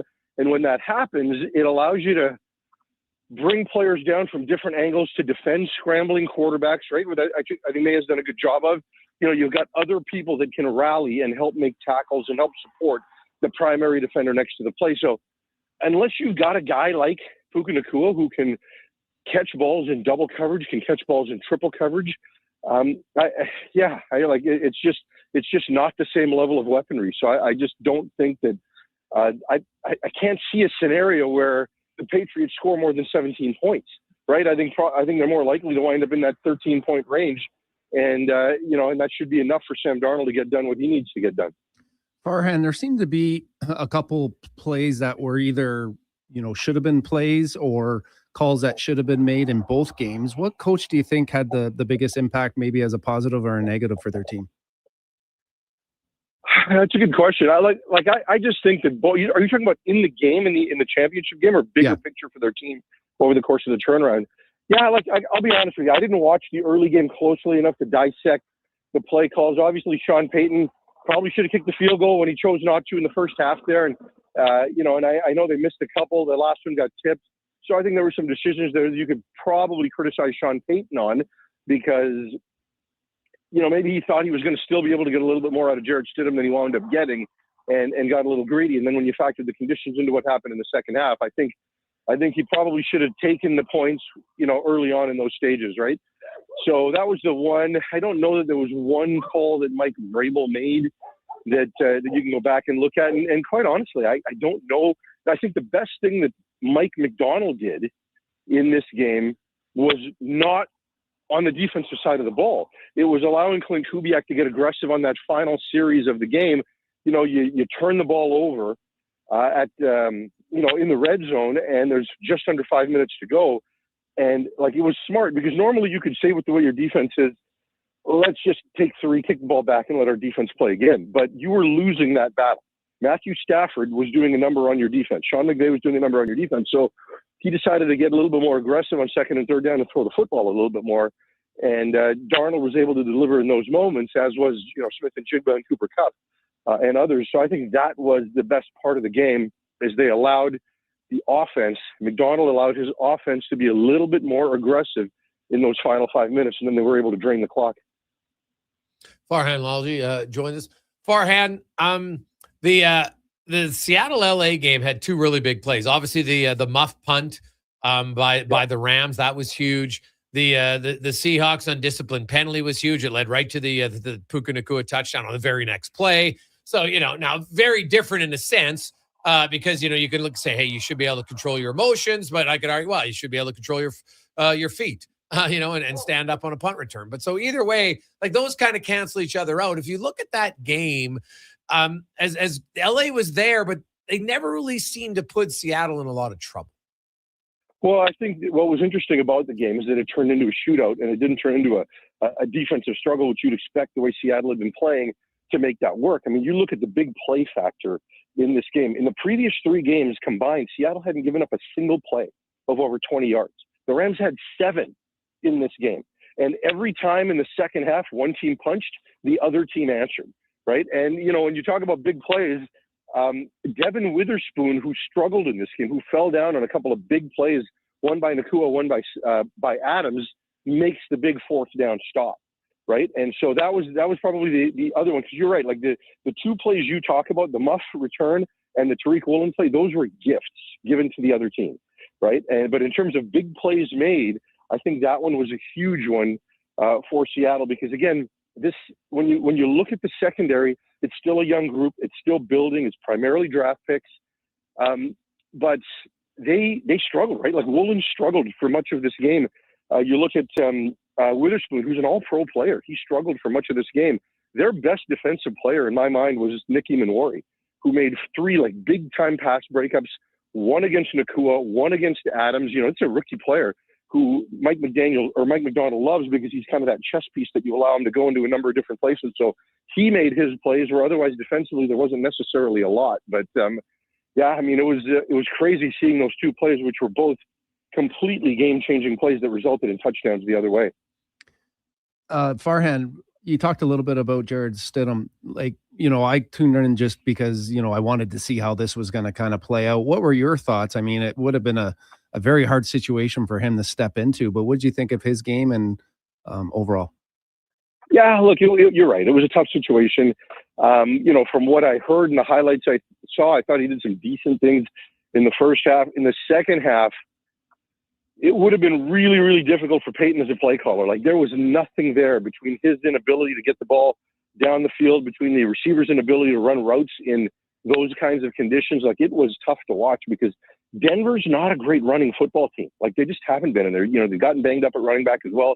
They needed their pass game to function at a little higher level. And, you know, when I look at Bo Nix this year, I think Nix has been kind of okay, but he's been great in the final half of a fourth quarter, right? So you don't have that element as well. Like, generally you can play, if you're Sean Payton, for a close game, let your defense keep it close, and then Bo Nix will find a way to get you through the final, you know, 5 to 7 minutes of a game. And that just wasn't there for him. You know, you'd have to think that Nix could have delivered at a little bit higher level, even in the snow. So I don't know that Stidham was awful, right? Like, that one interception was just not a good play. But yeah, it was just, you felt like Sean Payton was playing with one arm tied behind his back. Yeah, well, you know, the one thing though, he'll have regrets, Farhan. Why he didn't kick the field goal, right? Oh, totally. Yeah, no, like, that was we such, said that off the top. Right? Yeah, like, it made no sense. You have to, yeah, and I mean, you would have known what weather was going to be coming at halftime as well. But it was only going to make it harder for the offenses to move the ball. So, you know, and I get that coaches are getting greedy, and I get he felt he had a lot of time, but his offense wasn't moving the ball consistently to feel comfortable, right? Like, if you are Sean McVay and you make the decision in the red zone with 5 minutes to go that you're not going to take the field goal, that you're going to go for it right here, okay, you've got to feel pretty good about your team's ability, if they get the ball back offensively, to go do some things. I don't think Sean Payton can feel that same way.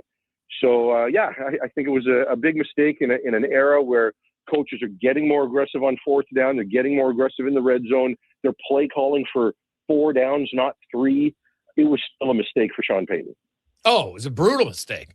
It was interesting. Like, on the one field goal, they talked about it afterwards. I think they might have lined up a yard too short because of the snow, and that might have led to the one field goal attempt being blocked. Yeah, I mean, it was weird. This is where you just wish the NFL would allow kickers to use tees, right? Like, because the second miss, the first one of the second half that he missed was just not even close. I think the one before that, he missed the net entirely. You know, and then the last one gets tipped, and he actually looked like he hit it pretty well. So, yeah, you know, not an ideal day or not ideal conditions because it, you know, the air gets thinner, so usually the ball does get to carry more. He did have the wind at his back on the last one. But, yeah, just a tough day for kickers, and couldn't find a way to get it done. Moving to the CFL, Farhan Lally joins us. We've got, you know, a few days here before a lot of bonuses are due. Trey Ford is one of them. I don't expect him to get that bonus. I expect him to be released by the Elks. It might be a mutual one. We'll see how they word it. But I don't think this is great for the CFL, Farhan, that you have guys, in some cases, guys who sign, you know, what's deemed to be a good contract and then do a bonus, you know, a year later or 2 years later, all of a sudden the guy gets released because of it. I know what happened in Montreal. What's your thoughts on this, and do you think it would ever change? Yeah, to be honest, I think it's a good thing for the players, right? Because generally the players want those bonuses in their deals. They want the lump sum money. Quite often, if the team decides that, okay, we like what's going on here and we want to extend the player, then they turn that roster bonus into a signing bonus, which is taxed at a different rate if you're American. But what it does give the player is it gives them a little bit of clarity and an ability to get out in front of the free agent market, right? So I don't think it's a bad thing, to be honest, from a player perspective, right? Like people think, oh, well, they're releasing me because of the bonus. They're like, well, no, that's actually not it. They're releasing you when they're releasing you because of the bonus, right? If otherwise they probably would do it right before training camp. And then what do you do, right? All the free agent money's been spent. So I think this is a good thing for the players in most cases to just get some clarity at the front end. And certainly if you're Trey Ford, right? I mean, there's 3 backup quarterbacks that are going to be out there. Well, 4, I guess, if you include McLeod, Bethel, Thompson. But when I look at the list of backup quarterbacks the teams will have interest in, right? Jake Mayer is probably at the top of the list, followed by Taylor Powell, who's somebody you should keep an eye on if you're Edmonton. And, and then after that, Dustin Crum, McLeod, Bethel, Thompson, maybe. Where does Trey Ford fall on that list of potential quarterbacks? Because I think the drop-off between starter and backup in most organizations is huge, right? So Saskatchewan kept Cone, and they liked him and Mayer a lot. But, I don't know that Cone signs quickly if he thinks Mayer's coming back. So I did think those two futures were tied together. So, if you're Mayer, do you look at a situation like Edmonton, right? Because, Cody Fajardo's extended, but when you look at the 9 quarterbacks in the league, if I'm a player looking at where I could potentially work in down the road to eventually become a starter, I probably look at a situation like Cody, right? But there's also some older quarterbacks that are out there, right? Whether it be Winnipeg or whether it be Hamilton and Bo Levi Mitchell, who's the next guy going to be behind some of those players? So there'll be some interesting backup quarterback movement. And I don't know that Trey Ford necessarily fits in any of those situations, right? Because the guy in front of him isn't necessarily a big time dynamic athlete that you want Trey Ford to kind of fall in behind. What do you make of the Austin Mack situation, though? Right? Like, how is that good? Again, I mean, I thought he was a really good fit in Jason Moss's system in Montreal. I haven't looked at his contract necessarily that closely, but and I thought he would fit there. I didn't think he was vastly overpaid. I'm not sure if that was purely bonus related or if the timing was just bonus related more than anything else, but he's going to find a home, right? I mean, you look at Austin Mack when he stays healthy, and the available top end receivers in the market, right? It becomes Austin Mack, it becomes Keyshawn Johnson, and it becomes Tim White, right? And White's another player. He's probably not seen as a $300,000 receiver or maybe even a $250,000 receiver. He's going to have to take a little bit, less money, but he'll still be, with a number that starts with a 2 and is going to be a top 2 receiver wherever he winds up going. And look, if I'm Edmonton, I'm in the market for all 3 of those guys. Oh God, yes. No, like Ed Hervey's probably like, oh, there's some receivers now available. Now he doesn't like overpaying for receivers, and he's never hidden behind that fact. So we'll see. But I guess where I'm going with Austin Mack is he signs a 4-year deal. Everybody thought it was a good deal both ways. Yeah. Moves his family there. He's committed there, and boom, he's out. And the CFL, if there's one thing at times, continuity matters for fans. And even for players a little bit, right? You commit somewhere. And so that's, I guess, my only concern is it's hard that, they say, hey, we want to keep people in the same market. And then you have a guy who's played well, has a very fair contract. And now after 2 years, halfway through, it's out. Just seems odd to me. Yeah, for sure. Like when he signed a 4-year deal, that you're right. I mean, I certainly thought, because that's, I don't want to say unprecedented, but it's close to unprecedented. Yeah. I thought that he was a good fit in Montreal. So, I'm not sure if there's more to that story quite yet as I, just dive back into the CFL as much as anything, given the amount of time I've spent on the NFL the last few weeks. But yeah, like it did, from a contractual standpoint, like in terms of bonuses, I didn't look at it any differently. But yeah, you're right. The 4-year contract was something we all thought, okay, this is great if this turns into a trend. And certainly for Montreal, they spent a lot of money on Philpott. Right. And I kind of thought he was the next guy there. Right. And so, I don't know if the Philpott contract had anything to do with how much they were paying Mac or, if there's more there, if Mac wanted more, if he wanted to restructure. I don't know. I mean, it's hard to have the leverage to do that when you've got a 4-year deal. But I certainly, like you, expected Mac to be there long term. And now whether it turns into, whether he winds up being on top of Edmonton's list, we'll find out. But, those guys all want to go play for the highest regarded quarterbacks, right? Like, A, you want your money, but B, you want to be in an offense that wants to push the ball down the field and be explosive. So we'll see where the right fit is for Mac. Farhan, great stuff, man. As always, we appreciate it. Have yourself a lovely day. We look forward to be interesting to see who becomes free agents now in the next, because there's going to be some guys that get on the market, and we've already talked about it with some receivers, and that's what Edmonton's in the market for. They need some receivers, no doubt. Well, they do, and you're right. As we go through the list, and especially the Canadians, it's pretty thin there, and it also tells you what a good job Ed Hervey did a year ago, really replenishing the Canadians for Edmonton, because this year there just aren't that many really, really high-end Canadians available. Yeah, no, that's very fair. Awesome stuff, man. We appreciate it, Farhan. Thanks so much. Have a great day. All right, take care, guys. There you go. That is Farhan Lalji from TSN. Quick break. We will return. We're going to get to more. We're getting back to some hockey talk as we'll be joined by Dave McCarthy from SiriusXM. And we got 5 questions. Emerson Edom, former Ducks player, analyst for the Ducks. They're 7-0 since they lost Erik Karlsson and Troy Terry and McTavish. Now, they didn't lose McTavish at the same time, but they've been without those 3 guys. They're 7-0. It's quite the run for the Ducks, who are suddenly 1 point back of the Oilers in the Pacific Division. This is a big game tonight. You can't let the Ducks beat you on home ice and jump ahead of you in the standings. We'll get to that and more on the Gregor Show, presented by PlayAlberta.ca. Legacy Heating and Cooling offers no payments and no interest for 1 year on your new furnace. So, when you wake up to no heat, call Legacy. If you need it immediately with no overtime rates. If you need it immediately and want to combo it with AC. Call Legacy. Call Legacy. No payments and no interest for 1 year on your new furnace. It could only be Legacy Heating and Cooling. Noodle, noodle, nood, noodle, nood, noodle, nood, noodle, noodle, nood. Noodle, noodle, nood, nood, nood, nood, nood, nood, nood, noodle, noodle, nood, noodle, nood.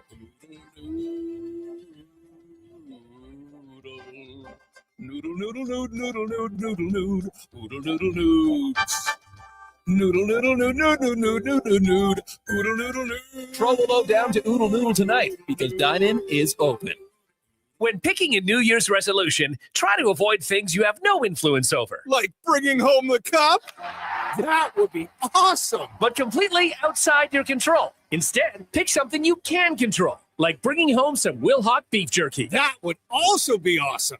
But what if we brought the cup home to Canada and it was filled with Wilhauk beef jerky? Okay, I'll allow it. Wilhauk beef jerky, only available in Leduc. Get yours today, because you don't win cups with salad. Hey, Edmonton, did you know a local Play Alberta winner scored over $500,000 on Mega Jackpots Ocean Bells? Think about the season tickets you could lock down with that kind of cash. From major casino winners every hour to jackpots worth millions and hundreds of popular games to money that stays in the province, there's never been a better time to sign up for Play Alberta. Download the app today to get started with casino, sports, and lottery all in one app. Must be 18 plus to play. When you gamble, use your game sense. Every lunchtime, hang with Low Tide. Weekdays from noon to 2 on Sports 1440. Low Tide and Declan Kruger gives you the deep dives, sharp analysis, and Edmonton sports talk done right. Your game, your station, Sports 1440. The job isn't done until the last load is hauled, and having a semi-trailer out of commission is not an option. Whether replacing or adding to your convoy, Edmonton Trailer has a huge inventory of new and used semi-trailers, trusted by the gravel, logging, oil field, fluids, and freight industries. Find a trailer right for you online or at one of their 3 locations. For sales, service, parts, rental, and finance, when you're in it for the long haul, Edmonton Trailer. Are you looking for an affordable business, group, or team outing this season? Why not catch the excitement of a game with the 5-time Junior Hockey League champions, the Spruce Grove Saints? With extremely affordable group and suite packages available and some of the lowest food and drink prices around, Saints games are the perfect night for your next group event. Get your group in on the action. For more information, visit sgsaints.ca.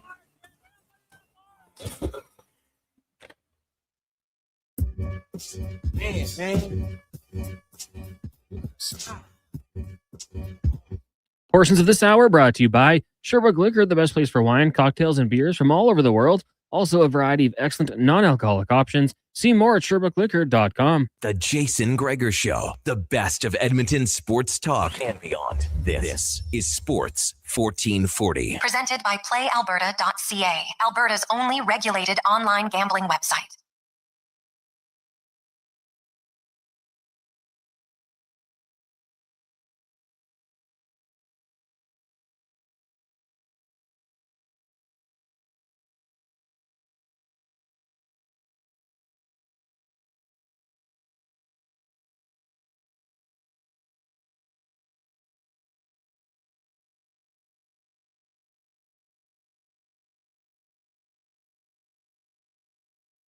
3:32. Welcome back, Jason Gregor. Sean Brown, Connor Halley, Sports 1440, sports1440.ca, YouTube, Facebook, X, and Instagram. I got some text to get to that we'll touch on Evan and Bouchard and some other things. Bouchard, of course, coming off an unbelievable performance on Saturday night. 3 goals, 3 assists, 6 points, first career hat trick, first career 6-point game. Only the fifth defenseman in NHL history to have 3 goals, 3 assists, and 6 points in an NHL game. Him and Bobby Orr are the only ones to do that and have 8 shots on goal in a game. He also had 2 block shots, had a huge hit, made some great plays. The play at the blue line to keep the puck in led them to tying the game later on. So Bouchard had himself a performance for the ages, something you just do not see very often. As we now get to our big guest of the day, brought to you by the Summit Restaurant, located in the heart of Silent Ice Center, just minutes from South Edmonton. Summit is your destination for exceptional house-made pizza, delicious entrees, and expertly crafted cocktails. Great place to watch the game or the concert when they're in there. Check it out, Summit Place. As Dave A. McCarthy from Sirius XM joins us. Davey, how you doing, my man? I'm good. I'm glad I stuck around for the third period of that Oilers game on Saturday, because I had to get up, maybe not for you early, but for me early on Sunday at 7:30 to get downtown to set up for the live edition of the brunch at the Scotiabank. And I'm watching the game. It's like through 2 periods. Man, it's a good game. I should probably go to bed. I'm like, yeah, I'll stick around. And then it just kept getting better as the game went on. And man, am I glad I made that decision, because that was just trying to be a fan. That was really entertaining stuff. And to see how the Oilers managed to come back and win that game, the keep that you pointed out by Bouchard at the line, let alone the 6 points, the hat trick, McDavid's breakaway. I mean, that might have been one of the most exciting games I've seen this year. Well, Kevin Woodley, we had him on earlier. The Oilers had 20 high-danger chances. Charlie Lindgren allowed 6 goals and still had a positive goal saved above expected in the game. Washington themselves had 14 high-danger chances. So there was a lot of scoring chances in that game on both ends, which makes it entertaining. You don't see a ton of that. Like some games, you might see 6 high-danger chances, which is brutal. So, it was entertaining. Evan Bouchard had himself a game for the ages, really, in every facet. And just, I still think that Evan Bouchard is underappreciated around the hockey world because he plays on the same team as McDavid and Draisaitl, and they get a lot of the press, as they should. But also because we're in a highlight era. So people see highlights of Evan Bouchard of a mistake now and then, but they don't show the highlights of all the really good plays he makes, because you know what? Walking a guy at the blue line that leads to a pass but doesn't result in a goal never gets put on the highlights, but it happens quite often with him. Put it this way, if Cale Makar did not exist, Evan Bouchard would be far more highly regarded than we could possibly comprehend. But he gets compared to Cale Makar. Wow, he's not Cale Makar. He's not as defensively sound. He's not quite as good maybe offensively as Cale. And so as a result, it's, kind of shoo over there type thing. If Cale Makar did not exist, Evan Bouchard would be on the Olympic team. The reason he's not on the Olympic team is because Cale Makar is there, and they want a guy to play that role. And so it's going to be Cale. They don't need 2 guys to play that role. And so, Evan gets a bit of I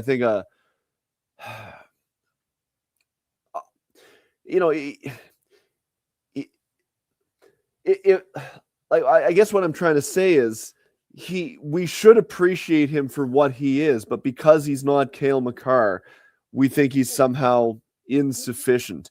But that's not the case. He's a really, really good player that does a lot of great things and is really impressive to watch.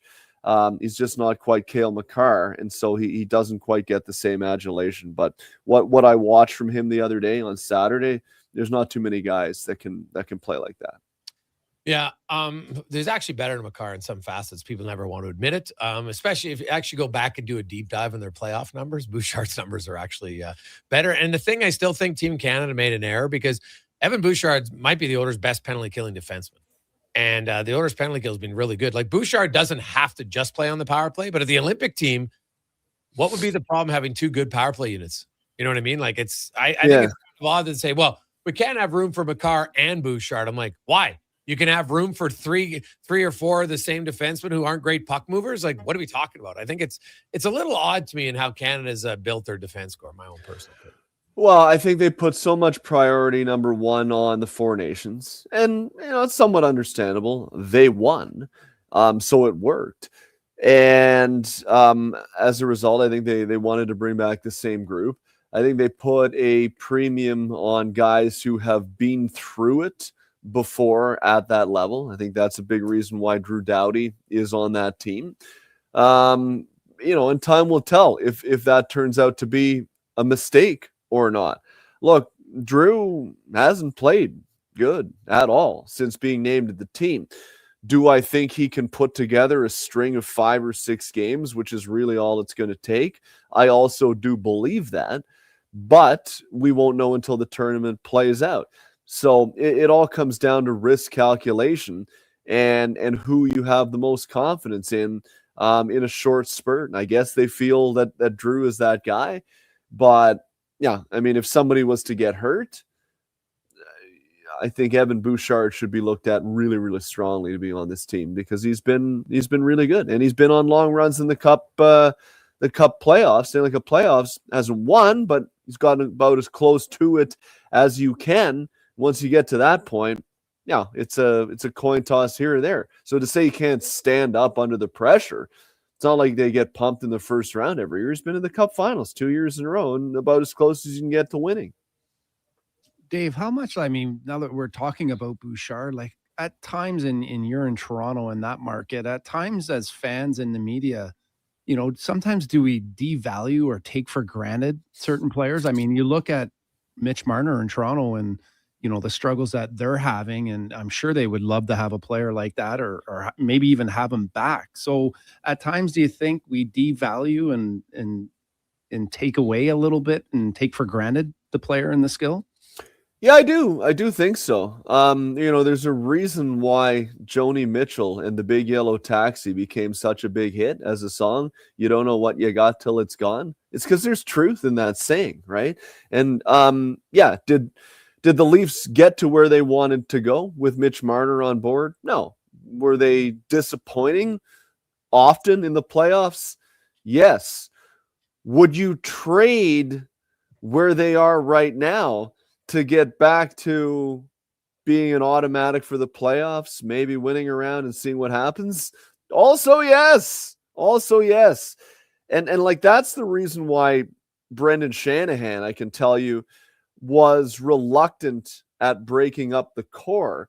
It's not that he was against trading any one of the core 4 in Toronto. It's that he was against getting rid of one of them and replacing them with 2 or 3 guys that don't add up to nearly as good as the guy that you're giving up. So the Leafs are in a really bad spot right now. Would they be in a better spot if Mitch Marner was here? Probably. It would have helped on the power play at the beginning of the year when it was horrendous for 25 games and literally cost them points. 4 or 5 more points, they're right there now.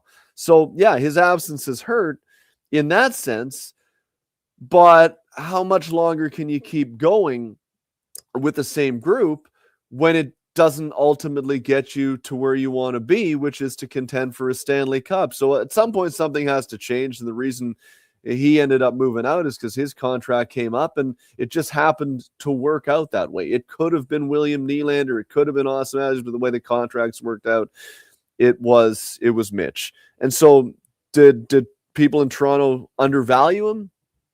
Yeah, maybe to an extent, because they'd be in a better position with him. Question is, if he was still in the fold, would that mean they're a cup contender? And history on that would also suggest probably not. Dave McCarthy from SiriusXM joins us. Dave, the Buffalo Sabres never lose. One of the hottest teams in the NHL for 2 months. And you look at, you're right there. You see a lot of the Atlantic Division with Detroit and Tampa and Buffalo and Montreal and Boston and Toronto. Ottawa, of course, is and they did get a big win yesterday, spanked Vegas. What do you make of the Sabres and the fact that Detroit and Buffalo and Pittsburgh and the Islanders Yeah. and Boston are all currently in a playoff spot. Well, when it comes to the Buffalo Sabres, they're finally playing up to the level that I felt their roster was capable of. I could never quite understand when I looked at their group why they were as bad as they tended to be all the time. They've got nice pieces all over that lineup. I think their blue line is really sound, and I've been saying it for 2 or 3 or 4 years that you look at the depth with Rasmus Dahlin and Owen Power and Matthias Samuelsson and Bowen Byram. Like, there's good players there, yet they were no good. So the reason that they've turned it around like this is hard to put my finger on, because it was hard to put my finger on why they were so bad for so long to begin with. One thing I can point to is their goaltending has been better. They've been getting stops. And when you get stops, it's amazing how many more problems get solved. Same thing in Detroit. As good as Moritz Seider and Simon Edmondson and Lucas Raymond and Dylan Larkin and Alex DeBrincat, James Van Riemsdyk, who's come in and been really effective for them this year, as well as all those guys have played. John Gibson has been at a Vezina Trophy level since December the 2nd. He is 16-2, I believe, in his last 18 starts. And his goals against is just slightly above 2. His save percentage is almost 93. I mean, if you have goaltending like that, you have a chance not just to win every night, but to be a damn good team. And so that's what's happening in Detroit. I don't really see either of those teams falling off at this point. I think you and I, Jason, talked about this maybe 3 weeks, a month ago. And I said, well, let's sort of revisit at the end of January. And if anything, Detroit and Buffalo have only got better since then. So, I think they're pretty safe to say that they're probably both going to be in. Having watched Detroit in person on Wednesday night last week, they're really, really impressive group. Moritz Seider, man, here's a guy that if they get into the playoffs and start being thought of as a contending team as opposed to an also-ran, watch this guy's stock just skyrocket, because this guy is a beast. Plays half the game. He's huge. He's physical. He can move the puck. He can skate. I mean, what's not to shoots right? What's not to like there? And Buffalo, they just keep putting good efforts together. If the Leafs have any chance, they got 2 games left against Buffalo this year. One on Tuesday night. Got to beat them in regulation both times, but I'm just not convinced, seeing what I've seen out of Toronto, that they're going to be able to do that this year, because Buffalo's been really good. Dave, I played against Craig Berube, and he almost tried to take my head off here in Edmonton, and it looks like someone tried to take his head off in the gym. Like, what off the ice? Like, what happened there? And what's going on with Nylander flipping the bird? What's going on with the Toronto Maple Leafs and some place activities? Yeah, he said that he'd never looked that bad after playing as he did after coming out of the gym on Thursday. Like, he came to the podium. I could see his eye was a little black and his side of his face was a bit swollen. I leaned over to my colleague Lance Hornby and I was like, what happened to Chief there? He's like, I don't know. Then he took his hat off, and no word of a lie, boys. We're all like, oh, because I've never seen anybody look that bad and yet apparently be perfectly fine. He was in the gym. He said it was really stupid. I think it was involving lifting something, and it just got away from him. And we saw what we saw. I mean, that was devastatingly bad. What is more confounding to me, Sean, is that your coach can be standing behind you looking like that, and the 2 efforts that you turn in are the ones that they did against Vegas and Colorado, where the game felt like it was over 7 minutes into the game. And then, after the game on Sunday, Matthews had the nerve to come out and say, yeah, you know what? I thought our start was a little bit better than the last couple, but you were down 2-0, 7 minutes in, and you got caved in by the time the first period was over. You glad it wasn't 4-0? Like, the game was over. So that's what's the most concerning thing to me. And I think what we're seeing right now in Toronto is just an absolute void in leadership. I hate to say it, but I always try to tell it to you straight as I see it. And when you got the guy who's the captain being nowhere to be seen in the days leading up to Mitch Marner's return with Vegas on Friday, Does not speak in the morning or after the game on Friday. John Tavares spoke both in the morning and after the game on Friday. And then you got Willie Nylander, who's not 20 years old and a dopey kid who's trying to be cool in the NHL. He's a grown-ass man who's 29 years old flipping people off. And like, look, I'm not offended by it. I'm a bad guy to ask. I'll fully admit this, Sean, about these types of things because my standard to be offended is so high. But I also understand the market. And I know that while I'm not offended by it, people will be. And so you should, whenever possible, try to keep the flipping of the bird to cameras on national TV to a minimum, just because you know you're going to have to answer about it, and you probably don't want to have to do that. And it looks really silly. Like I got a note from a guy earlier who was really upset about it and said, my kid was watching and now he's running around all day flipping people off, which is kind of funny. I never believe that stuff. I'm sorry. Oh yeah. Like, first of all, it was such a split second. How it was on the camera for what, 3 seconds? Yeah. Right. And I don't know. I just You're a professional though. Yeah. You No. I'm talking about the kid. My kid saw this once and now they do. It's like when there used to be brawls in hockey all the time. We didn't have brawls in minor hockey all the time. No, but I'll tell you what we would have, Jason. In recess, we'd have mock brawls and mini sticks to where the teachers would have to come running and like break it up. So I'm telling you, man, when look, I've been 6 years old a lot more recently, maybe than you've been. And I don't know. And I'm telling you, like, it was like if you're a parent your kid. Don't. Oh, my kid flipped me the bird. If your kid flips you the bird once, if it happens twice, it's your fault. Like, but they are role models. I'll say, William Nylander. All that action shows is what I've said. Toronto's leadership has never been good. Their core guys don't care. They're soft as margarine, and you're seeing that again this year. Everybody always thought it was just Mitch Marner. He was one of the guys. Their whole leadership core, and I've had players who played there who have left Toronto and said they're never winning with that core because they don't have an alpha male who will hold others accountable. When you have a guy who sits there, the flipping of the bird doesn't bother. It's the action itself that shows where their level of focus and maturity is as a group. I completely agree with that. I think bringing in a coach like Ruby was obviously you need a player. You can't change players who they are. That's who they are. Yeah. So bring in better leaders. Yeah. Don't think you played. Your coach can't lead you on the ice. He can lead you up to you step on the ice, and then it's up to you to lead. Correct? But I think bringing him in was part of that. 100%. Yeah. That's exactly what they tried to do.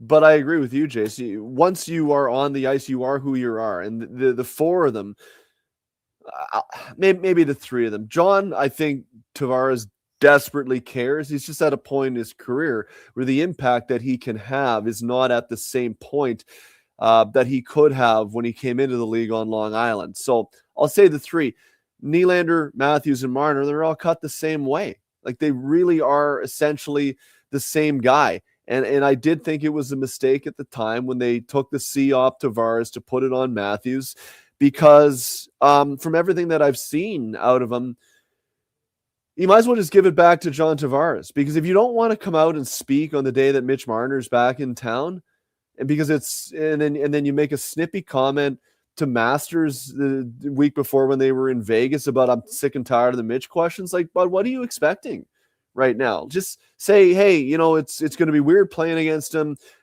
He was great for our team when he was here and he chose to move on. We're going to try and beat him.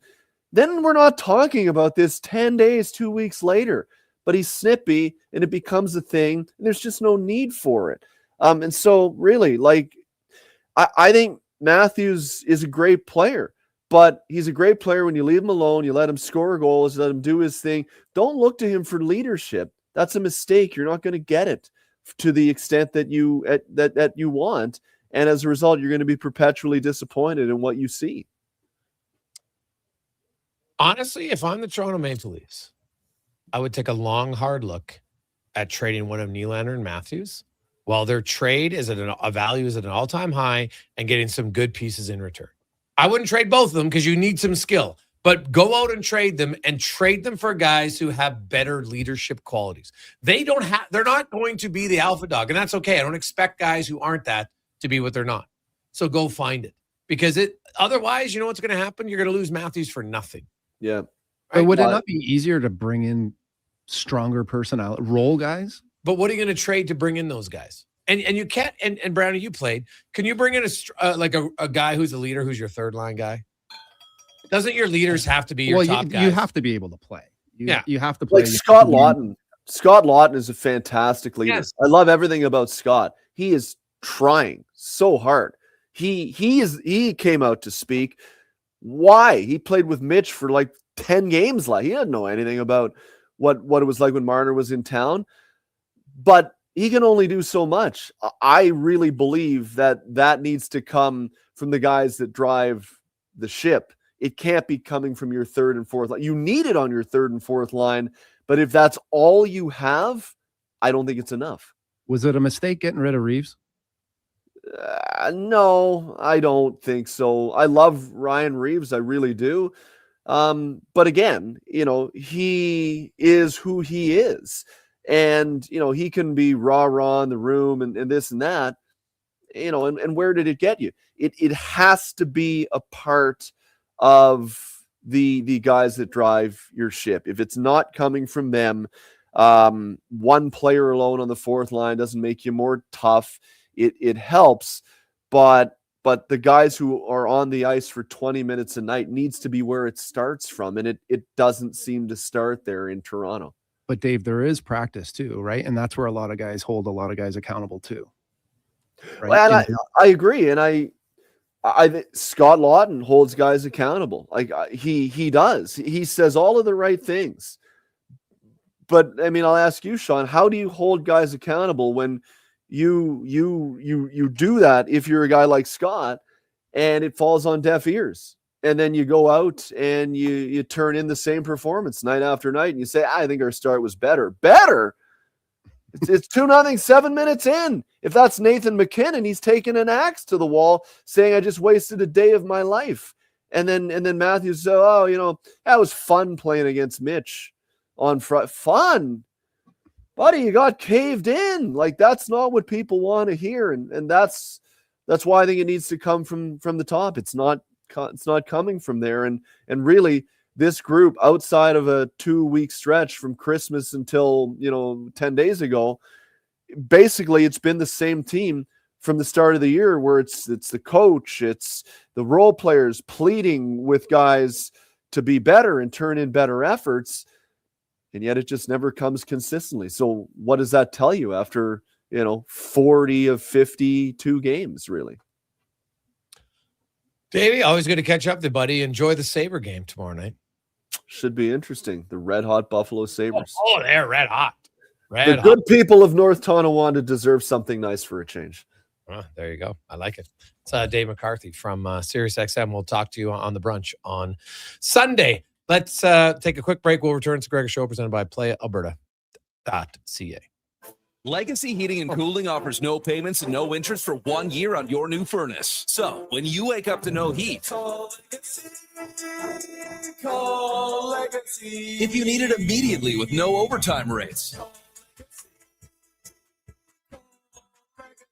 If you need it immediately and want to combo it with AC. Call Legacy. Call Legacy. No payments and no interest for 1 year on your new furnace. It could only be Legacy Heating and Cooling. Need a new ride for road trips, errands, or just life on the go? Go Auto offers a massive selection with over 15,000 new and used vehicles to choose from. With over 70 locations across Western Canada, finding your next ride has never been easier. Whether it's a roomy SUV for the family, a sleek car for the open road, or a rugged truck for your weekend adventures, you'll find it here at a price you'll love. Explore thousands of vehicles today at goauto.ca. They're not just a grocery store. They're a butcher, a baker, a cafe, deli, rotisserie pizza, and restaurant, all under one roof. Loca Quality Market does food differently with 2 locations to serve you. Edmonton and Sherwood Park. Visit loca.ca. Top quality flooring, locally owned, and Canadian products from Beaulieu. Yeah, that's CFI. CFI what? No, CFI, Custom Floors Inc. From free estimate to professional installation, contact Custom Floors Inc. at customfloorsinc.ca. Comes once a year. Aw, Valentine's Day. What? No, from the top. It only comes once a year. Oh, here we go. The Rock and Roll Super Party, only at On the Rocks. Join host Ryan Jesperson on Sunday, February 8th. At OTR for the biggest football party in Edmonton. Your $30 ticket includes all-you-can-eat buffet, commemorative t-shirts, prepaid Miller Lights, and entry to all prizes, including $1,000 cash. the Rock and Roll Super Party. Only at On the Rocks. Book your table today. OnTheRocksYEG.com. At Fountain Tire, success is a team effort. They're committed to their team members and their customers. And that means treating your vehicle like it's their own and finding solutions that suit your needs. Because whatever the road brings ahead, they're on it with you. Visit fountaintire.com today. Commissioner Allen Auctioneering's Calgary, Edmonton, Winnipeg Public Unreserved Heavy Truck Auction is this Thursday at 9 a.m. with Tridem, tandem, and single axle trucks, including tractors, decks, dumps, plows, man lifts, pickers, refuse trucks, and more. Info at maauctions.com. Are you overwhelmed by debt and getting nonstop calls from creditors? It can feel like there's no escape. Debt doesn't have to be a life sentence. A single call can turn things around. My name is Parveen Middleton. I'm a licensed insolvency trustee at BDO right here in Edmonton. I can help you become debt-free with a solution just for you. Let's put an end to those calls from creditors together. Call 1-833-BDO-TALK or visit bdodebt.ca to discover your debt-free future. Commissioner Allen Auctioneering's next Calgary, Edmonton, Winnipeg Public Unreserved Industrial Auctions are this Thursday and Friday. These major events include multiple lanes selling a large section of multi-purpose trucks, equipment, and commercial trailers. Info at maauctions.com.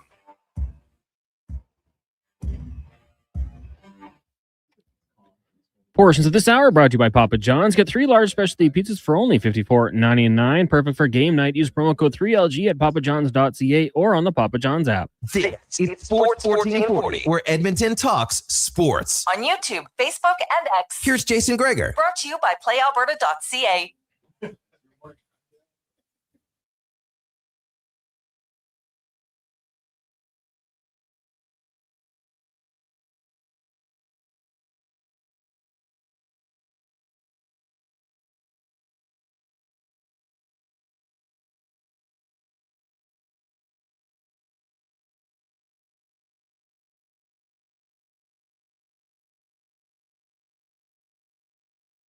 To 5 questions brought to you by The Brick. Furniture, mattresses, appliances, and big screen TVs. You can get great savings on all of them right now at The Brick and thebrick.com.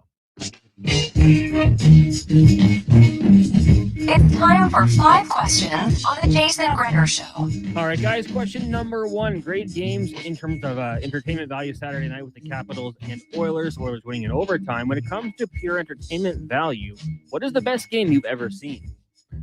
I guess for me, I'll go with the most recent one, the Canada-U.S. Four Nations era. I mean, who could have predicted the fights right off the bat there?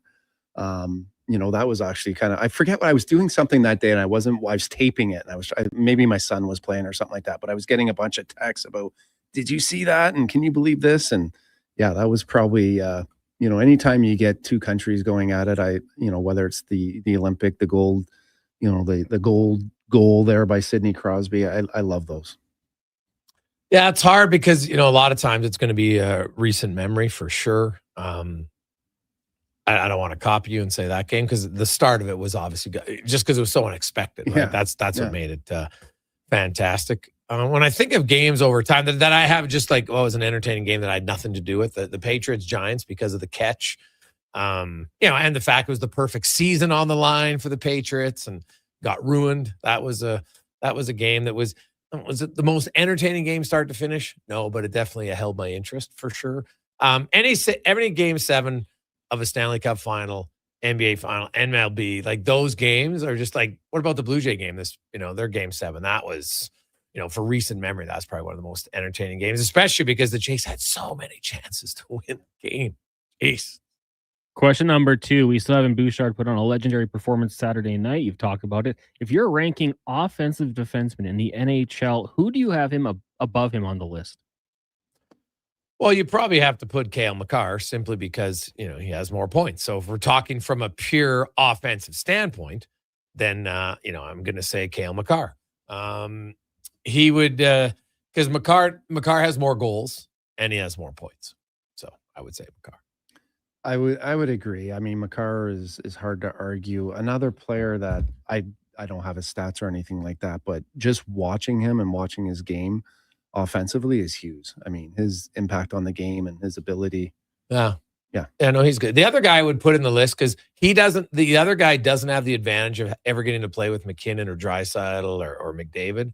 Zach Werenski in Columbus. Like, you look at Zach Werenski's numbers and Columbus has some good players, but they don't have a superstar offensive player. And Werenski just continues, especially the last few seasons here. Like, he is piling up the points on the back end. Yeah, it's a name I was thinking of for the last couple of years here.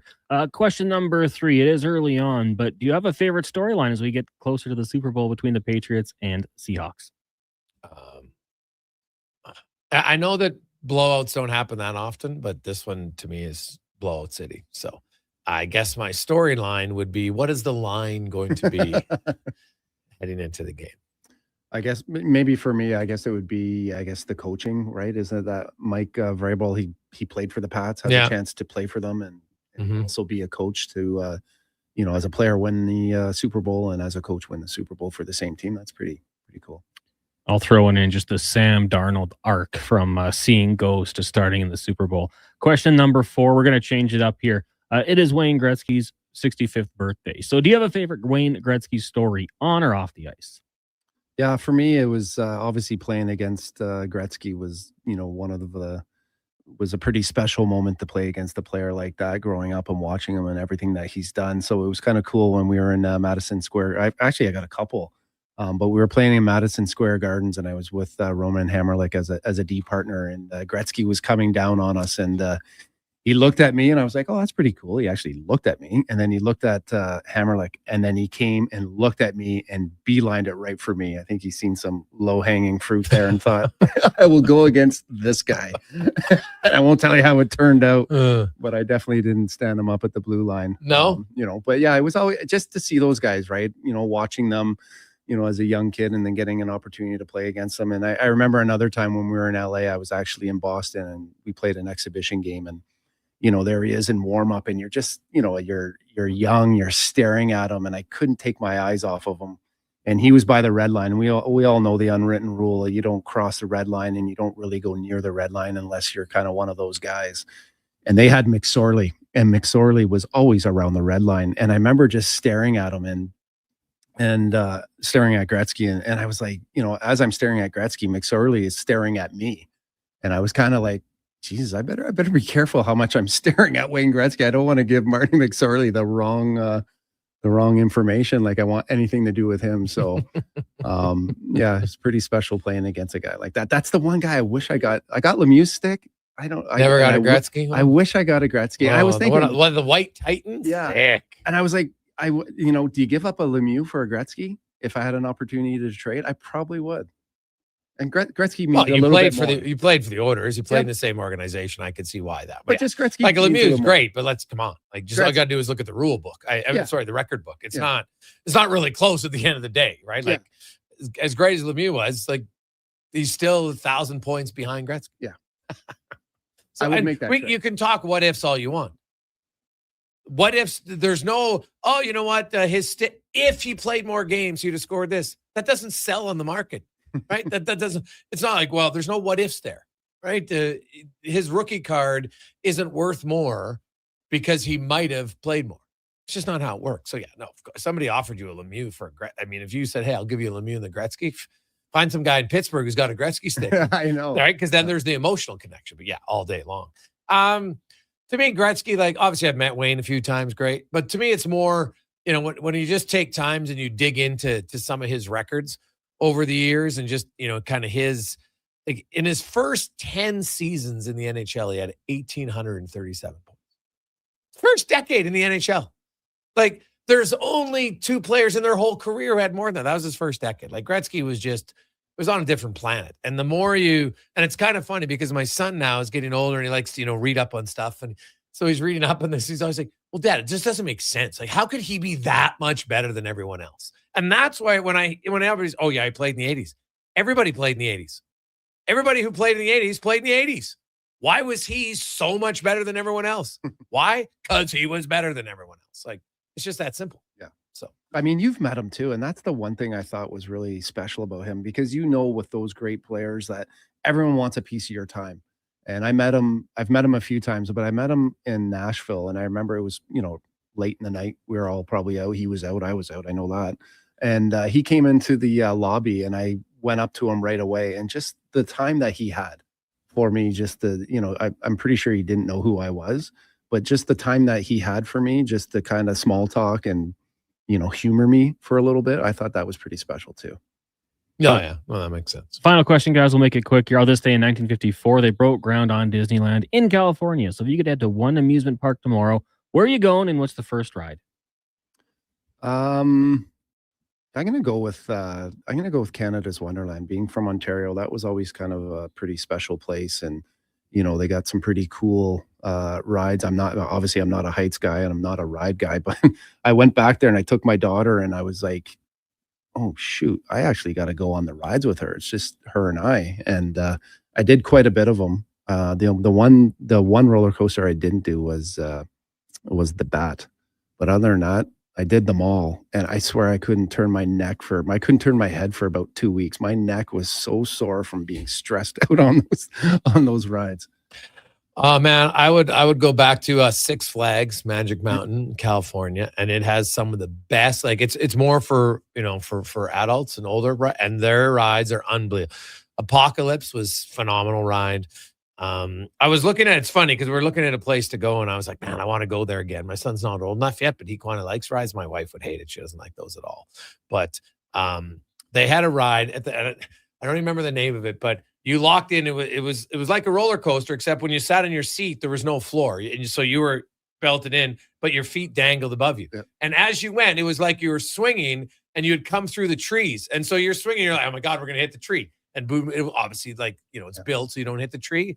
It was phenomenal, man. Like that was the best roller coaster park I'd ever been to. Six Flags. Now I've never been to Disneyland, so I can't compare. So I'm going to the one that I know is good for me. Yeah. I would go back to Six Flags. Unreal rides. Absolutely loved it. So Dive Devil, sick ride. I think that's like a version of, they're very similar to Canada's Wonderland. Have you ever been there? I've never been to Canada's Wonderland. I think where is it? It's in Toronto.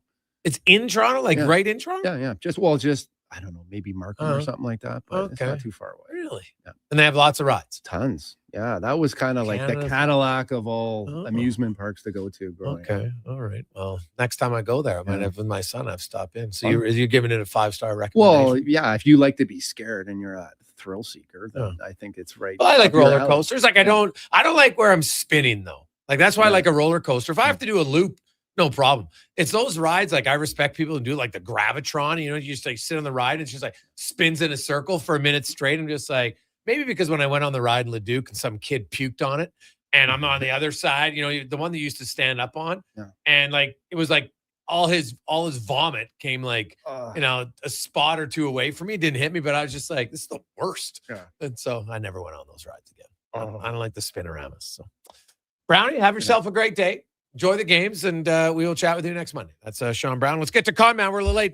Sports 1440 update brought to you by Loca.ca.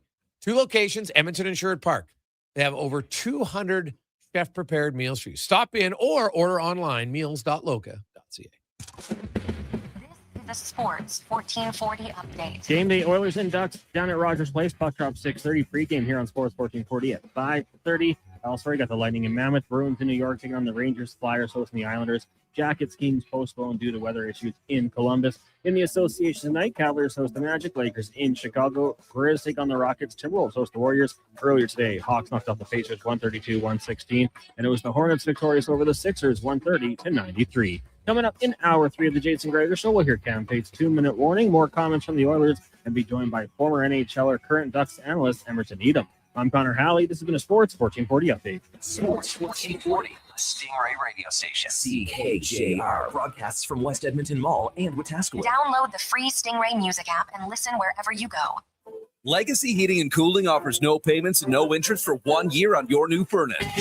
When you wake up to know the Jason Gregor. Welcome. If you need it immediately with no overtime rates. If you Gregor, need it Sean immediately and want Brown. to combo it with AC. Well, no interest for 1 year on your new furnace. It could only be Legacy Heating and Cooling. A pizza from Papa John's is already pretty great, but you know what's even better? 2 pizzas from Papa John's. For a limited time, get a medium one-topping pizza for only $6 when you order any large specialty pizza at regular menu price. Whether you're feeding your family, your team, or yourself, get your next meal from your locally owned and operated Papa John's with a $6 one-top medium when you order any large specialty at regular menu price. Better ingredients, better pizza, Papa John's. Hi, Mike here from Northgate Chevrolet Buick GMC. Happy New Year. I just wanted to take a moment to say thank you for everything in 2025. With your help and your support, we fed almost 500 families. We donated to various charities in the Edmonton area, and we're going to do it again in 2026. Please stop in and see us today, 13215 welcome back, Jason Gregor. 97th Street, or visit us online at northgategm.com. You're in Northgate country.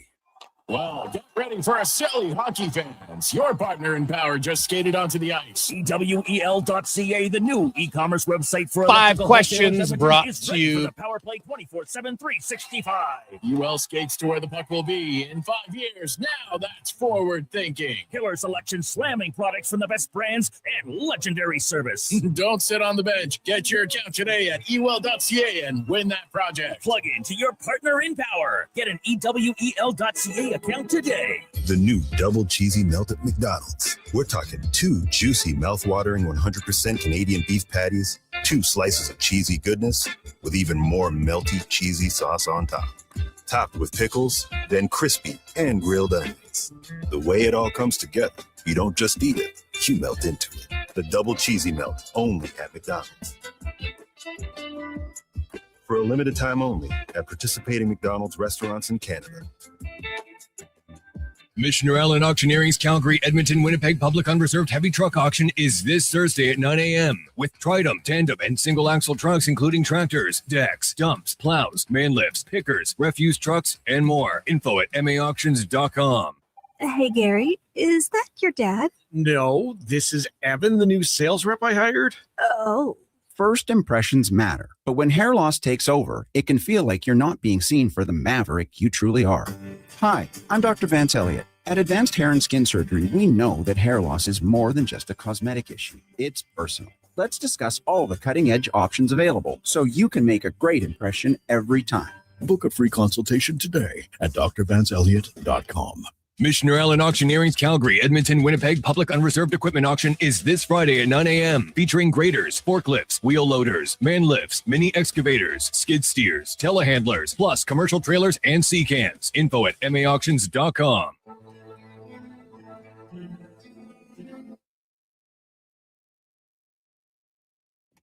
Portions of this hour brought to you by Leading Edge Physio. From weekend warriors to professional athletes, kids playing soccer to grandparents in the garden, rotator cuff tears and tendinitis to post-surgical knees and hips. We fix your body. Life shouldn't hurt. LeadingEdgePhysio.com. The Jason Gregor Show, the best of Edmonton sports talk and beyond. This is Sports 1440. Presented by PlayAlberta.ca, Alberta's only regulated online gambling website.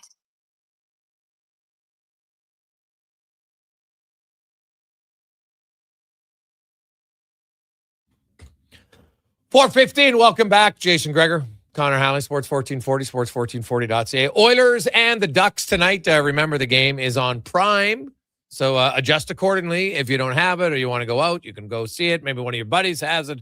Who knows? And it starts a little bit earlier. Puck drop around 6:40 tonight. The Oilers, they're starting to stretch here where they play some more Pacific Division games. Actually, 15 of their final 29 games this season are against Pacific opponents, including the Ducks 3 times. They got Vegas 3 times. And that's a good thing. Edmonton kind of controls their own destiny. They're 2 points back of Vegas. They're 1 point up on Anaheim. Now Vegas has 2 games in hand. The Ducks have a game in hand. So You got to win tonight just so the Ducks don't pass you in the standings. Like, no offense, but that would be brutal. The Ducks have allowed the second most goals in the NHL. So, hey, now they got Dostal, and that's why, people are, he's been great. He's been great lately, but not necessarily all season. They still give up a ton. We heard from Woodley, the Oilers had 20 high danger chances against Washington. So they created a lot. Now they scored 6 goals. Pretty good. When you have 20 high danger, you might probably want to bury a few more maybe. But you know what? The Ducks, they're playing third game in 4 nights. Second half of a back-to-back. Their backup goalie is going to play. Troy Terry, Leo Carlson, their 2 leading scorers, both out of the game. Mason McTavish, not playing. Vetrano, not playing. Like, this is a tired, beaten down team, but the backup goalie. This should be a game that Edmonton not only wins, but wins handily. Like, you got to start taking advantage of games where you have the scheduling advantage and really say, hey, guess what? We're going to put the pedal down tonight. We'll see if they do it or not. They will have Josh Szymanski making his NHL debut tonight for the Oilers. Also, Kasperi Kapanen comes back in the lineup, expected to play with Draisaitl and Podkolzin. The Gregor Show odds boost today. We went with McDavid 2 points. He's been averaging 2 points for the last 27 games, so that's not a stretch. But we don't call it very often. We went for Oilers to win by 3 or more. So check that out. We also have some odds boosts on other games at playalberta.ca. Always stay within your limits. And let's get to the 2-minute warning now with Cam Tate, brought to you by Legacy Heating and Cooling, where the rates never change. No overtime charges. That's how you build a legacy at legacyheating.ca. Cam Tate, of course, longtime journalist in town. Cam, born with cerebral palsy. He's been in wheelchairs. Never let him slow him down for 45 years. Being in the media industry, Cam's always wanted to be in radio, and we got him on the show daily. With the 2-minute warning, his words come to life. Edmonton Elk fans, remember the 1977 Grey Cup in Montreal? Not the 41-6 shellacking, the weather. -10 with winds howling at 70 kilometers an hour. Wind chill kissing -20. Colder than your mother-in-law's stare. I thought about that frozen nightmare watching that New England-Denver AFC championship. You know, the one you really enjoyed, didn't you, over there, Gregor? Started -3, ended -18 with wind chill, snowing like a Manitoba blizzard. Football turned into an ice-capade. So how do professional teams prepare for these Arctic exhibitions? Did some digging, and it's fascinating. First move? Forget the shotgun. Get that quarterback under center. Try snapping a frozen pigskin 7 yards through the air when your fingers feel like frozen sausages. You're begging for a fumble. Next, straight-ahead power football. Those fancy dancing running backs? Useless when they can't plant. It's like cutting on a Costco parking lot in January. So you bring in the refrigerators, 2 tight ends, a fullback, and run it up the middle. Guy slips going forward, 2 yards. Tries bouncing outside, he's Bambi on ice for a 5-yard loss. Here's the twist. Snow helps your passing game. The receiver knows his route, but that defensive back has to react. One double move and that DB's sliding like he hit black ice on the white mud. And get this, NFL players wear scuba vests under their pads. Seriously. Plus thermals, ski masks, gloves. On the sideline, jackets sit on heated benches. Industrial heaters, hand warmers, the works. Our poll today asks, do you often think about football teams preparing for incumbent weather? We have the results, Connor Halley. 38.8, don't forget the 8 for heaven's sake, said, yes, they do. 61.3 said, no, not really. 2-minute warning, Gregor, Halley, Kruger. I'll get to you when it warms up. And me, Tater, all part of sports. 1440. I watched that game, and it was it's like we've never seen teams play in snow before. Like, one of the greatest Grey Cup games was 96, Edmonton and Toronto in the snow, the Eddie Brown catch. Like, is it harder? Yes, but Cons, the thing is, before the snow arrived, there was very little execution happening in that game offensively. Like, it was one of the worst games I'd seen. The snow just gave the people who can never admit that, you know what, like this was awful. Like New England, yeah, they won the game, but they can't be happy with how they played. No, that game sucked. I mean, honestly, like it's brutal. If you love defense, sure, maybe you can make an argument for it. But I didn't think the execution was good at all for either teams. I mean, Jarrett Stidham looked like a backup quarterback, and the weather just masked that in the second half. The field goals, 1 for 5. Like, it just wasn't a very good game. And, you know, the second game, thankfully, blew it out of the water, and we saw some points and everything like that. Probably the easiest bet you could have made at playalberta.ca was going in the under in that one. But no, I'm with you. I thought it was bad. And, you know, Tater says, like, what do you can prepare for it. You can try to stay warm. Tom Brady wearing the wetsuit was a famous story, and you can wear the proper footwear. I know Bill Belichick's got a few stories about that, but I don't know. There wasn't much going on in that game on Sunday, and I guess give credit to the Patriots. I think, you know, Drake May's made 3 big plays, 1 big play in each game. He had the touchdown to Hunter Henry in the first game. He had the touchdown to Booty in the second game. And on the game, well, I guess the game-winning field goal, he had the 28-yard run. That was about it when it came to big plays in that game. Yeah, like I know that and you know, they got 2 weeks to prepare, and they're going to get prepared, and you know what, the weather shouldn't be an issue. Hopefully in San Francisco, I'm pretty sure it's not going to snow there, Cons. I can't guarantee it, but there's a storm going right now. Who knows? I'd be fairly confident that we won't see any snow in that game. At least usually we don't in like, has it ever snowed in San Fran?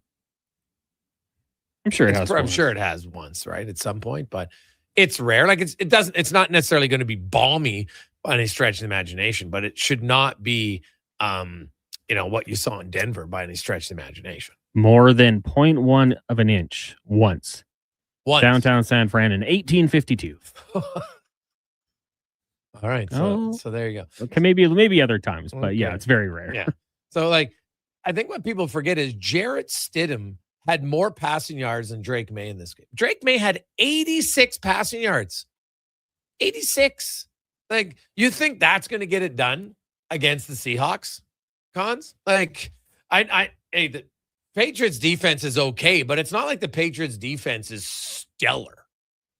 So you can run against them, I think.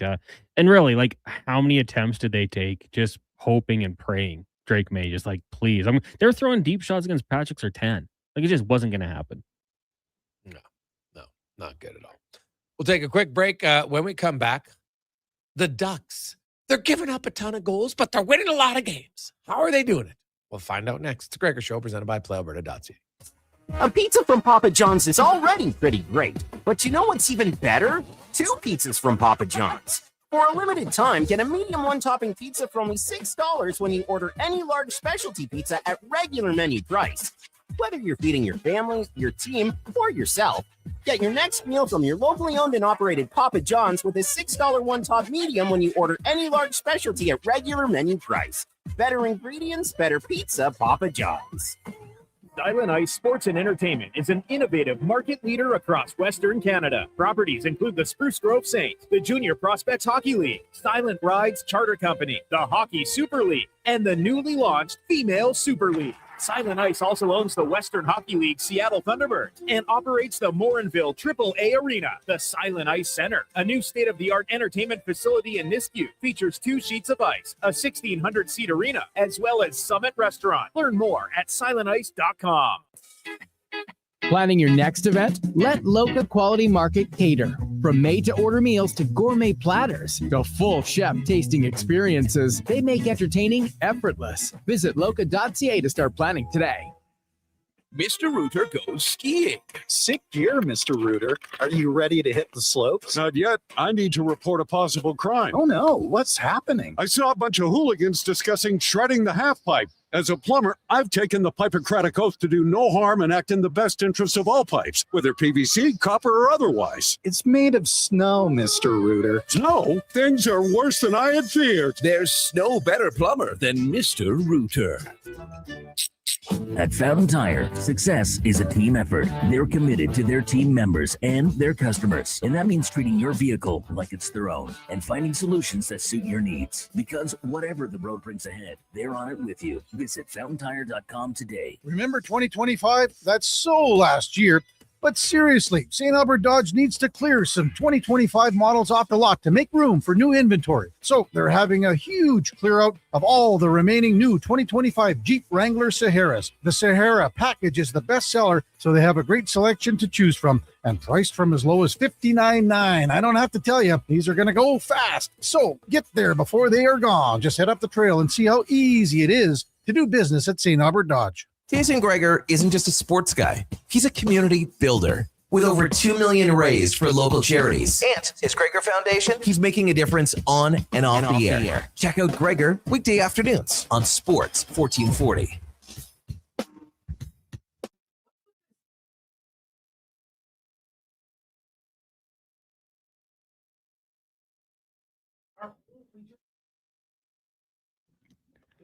Portions of this hour brought to you by EWEL. Get your power play amped up with EWEL, supplying the City of Champions and Alberta with quality electrical gear since 1975.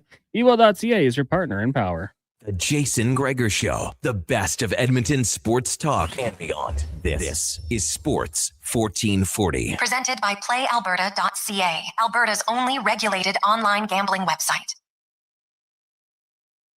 We're 27. Rolling through a lovely Monday afternoon. Oh, they're showing a sick video of Guy Lafleur flying down the ice. Man, it's back when they had the no buckets on and his hair was just flowing. Ooh, I could see how Guy was, well, not only was a great player, but people be like, you know what? There's just something, just like when you get to go in the ODR sometimes. Not that I would know because I don't have any hair, but to those who do, you know, there's just something about that, Cons, having the hair flowing through when you're on the ice. It's fantastic. I love it. So should be good. Oilers are hoping to be flying, maybe avoid the flying V tonight of the Anaheim Ducks. Of course, they don't actually have the flying V. At least, well, I've never seen it in the NHL game. But hey, they know how to win. 7 in a row for the Quackers right now as we go in the room, brought to you by Action Electrical, where you can take action on your savings, the most diversified electrical contractor in Alberta. 4 divisions and project service, testing, and solar. They can help you out in the area. ActionElectrical.net. We're going to get to Emerson Edom, who is the analyst for the Anaheim Mighty Ducks. Of course, a former first-round selection of the Ducks, has been radio analyst, TV analyst for a few years. He's going to join us momentarily. And the Ducks, like, it's wild. The Ducks, like, what a season they had. So they started out 19-10-1 in their first 30 games. 5th best points percentage in the NHL. They were rolling, playing very well. Then they only won 2 out of their next 15 games. And then they got some injuries, and you're thinking, uh-oh. It's kind of, they went 2-11-2. You lost guys to injury. And at the end of it, it was Troy Terry, their second leading scorer. Then not Eric Carlson, but Leo Carlson went down 2 games later, and you're thinking, uh-oh. But since Carlson got injured, they're 7-0. That doesn't make any sense. It's a great story. I love it. It's been kind of an up and down season for the Ducks. They were the best. They were top 5 team for the first 30 games, and they're actually the worst team in the NHL for the next 15. And now they're the best team in the NHL over the last 7. Emerson Edom joins us. Emerson, can you explain this wild roller coaster season for the Ducks? Yeah, it's kind of interesting. Not too long ago, the midst of or at least the end of the 9-game winless streak there, I think the Ducks had the 6th best odds of the first overall pick. So it's quite the turnaround. But in a way, it's one of those things where I think it's slightly what was needed, right? Just to reset this team, get them to really understand how you need to play in order to have long-term success, right? And the skill was there, the finishing ability as far as finishing in the high danger scoring areas. That's been going since the start of the season. But if you look at, of course, the first 20 or so games when this team was really riding a high, the amount of goals scored against, right? And they're cleaning up the slot area in the defensive zone, really helping the netminders out. And it's just better sticks in the lane, heads on the swivel, intercepting those seam passes and boxing out. I mean, once again, during the great stretch to start the season, in the midst of all the goals for, just too many of the opposition getting on the inside and getting allowed second and third opportunities at it. But over this last stretch, you saw the first period against Calgary last game where it started to trickle in the game again, but just great messaging from the coaches and able to this team to get them back on the right track. And so it's quite the turnaround. And even in real time now, it's just they're playing the right way. And it is funny because when they had that stretch, like they got crushed. They were basically losing every game by 2 goals. They were averaging 2.6 goals against, way down, but they were giving up 4.67. Now we had Kevin Woodley on, and Dostal kind of had a little bit of a dip, and it seems like as he goes, the Ducks go, and that's probably unfair to say, but like you look at it lately, he's played great again. They're not giving up any goals. They've only allowed 13 goals in this 7-game winning streak. So how much of the Ducks' success do you think rests on the shoulders or the pads of their goalie? Oh, it's huge. And even, once again, I'm resorting back to last game because it's been some time where I've seen Lukas Dostal have a save, but, it might deflect off his glove, or he tracked us wrong, or, he got some piece of equipment on it, but there was a loose rebound or a drop puck. But that was only in the first period. He was able to kind of reset himself. But I think it's exactly what you're saying. The goaltenders really have been holding down the fort and just giving this team confidence. This team has big trust. The coaching staff has big trust in the goaltending department. They've really stopped the hemorrhaging even when it got really bad there in the midst of the 9-gamer. But if they're solid, this Anaheim Ducks team has a solid chance to win each and every night. And they're doing it lately without Carlson, without Terry, without McTavish, even Vetrano, who I know hasn't had the season that they were expecting from the Ducks. But that's really arguably probably your 3 top forwards. Maybe, 3 of your top 4. We're going to say Cutter Gauthier in your top 3. Most teams, Emerson, and you played, like you can get away with a few games without your top guys, but eventually it catches up with you. 7 games, all wins without their 2 top scorers is very rare in today's NHL. Yeah, it is. And it's going to be interesting what the coaching staff does, right? Do they slip Leo Carlson back in the 1 seed position? Do they put him second line? I mean, he's obviously just a blossoming star, but just circumstantially, the tough decisions are going to come about, right? So, Mason McTavish, these guys, I know they're all students of the game. The guys who are currently injured, Troy Terry, of course, they're students of the game. They're watching from, at least right now, at home, and they're dissecting it. They're understanding how relentless this team without them is playing, how hungry they are. The play without the puck just didn't show there the first period, but they quickly got back to, and I'm referencing the last game again against Calgary, after the second and third period, they quickly got back to just going right into the fire. Each and every Calgary Flames ozone entry, they were sealing right in that 5 square feet of real estate right on their entries, and just playing that in-your-face style defensive mentality, zero hesitation, not even thinking for 1 second, but just you had better sticks on puck. They're going shoulder on shoulder. They're winning more puck battles throughout the game. So it only lasted a period, but now these guys, and it's almost like what you need in a sense, like a quick reset again, because you're facing this Edmonton Oilers team here tonight that, look, you need that perspective of, look, we can't go back to that first period there in Calgary. We know that not only is Edmonton going to bring the hard work that the Calgary Flames showed in that first period, but they have the skill to back it up, right? Big time performances recently here, Bouchard, McDavid. It's going to be a tall order as good as this Anaheim Ducks PK has been down the stretch. You got Connor McDavid having his skates out in the neutral zone before he gets that puck high on the flank. And it's just you got to try to eliminate those passing lanes and get ahead of it before you even touches the puck. So that's going to be key here. Take away passing lanes, great angles, tracking back, you name it. It's going to be a dogfight tonight. The Jackson Lacombe, big announcement for him, gets added to the U.S. team for the Olympics. I think a lot of people maybe around the league don't see Jackson Lacombe a lot, especially out east, because it's 3-hour time zone difference. You've seen his evolution, and it's for fans who don't see him, and they'll see him tonight. What's the best elements of Lacombe's game? Well, how efficient his skating is. I mean, he's a guy that a lot of the offense is flown through him. And he's a guy that grabs the puck and goes. He knows whoever he's going to be paired with. That partner is going to be that anchor. That's the assignment for whoever he's playing with. That player is the anchor because he's just go, go, go. And it's not like a guy that just body language wise seems like he's buzzing and his body movement and mechanics is kind of erratic. He's just so smooth, so efficient with the skating. I mean, when the moment that one blade touches the ice and he gets that full extension each stride, it's pretty to watch. It's like art. And so he's just so efficient with the skating, so powerful.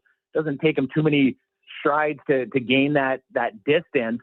Maybe a comparison just skating wise would be, an Ekman Larson, right? Who has those long strides, taller leg here and can really just power their way up the ice. He makes the highest percentage plays each and every puck touch. On entry, he's delaying if he has that, or he's delaying facing the play if he's got that stick length on that pressure player. If he doesn't, he's curling up. He's cutting in to buy real estate on the outside before he cuts back. He's so active on the blue, straddles the blue. He can go boards to board on the blue. So he's just got that range. And he's a special player.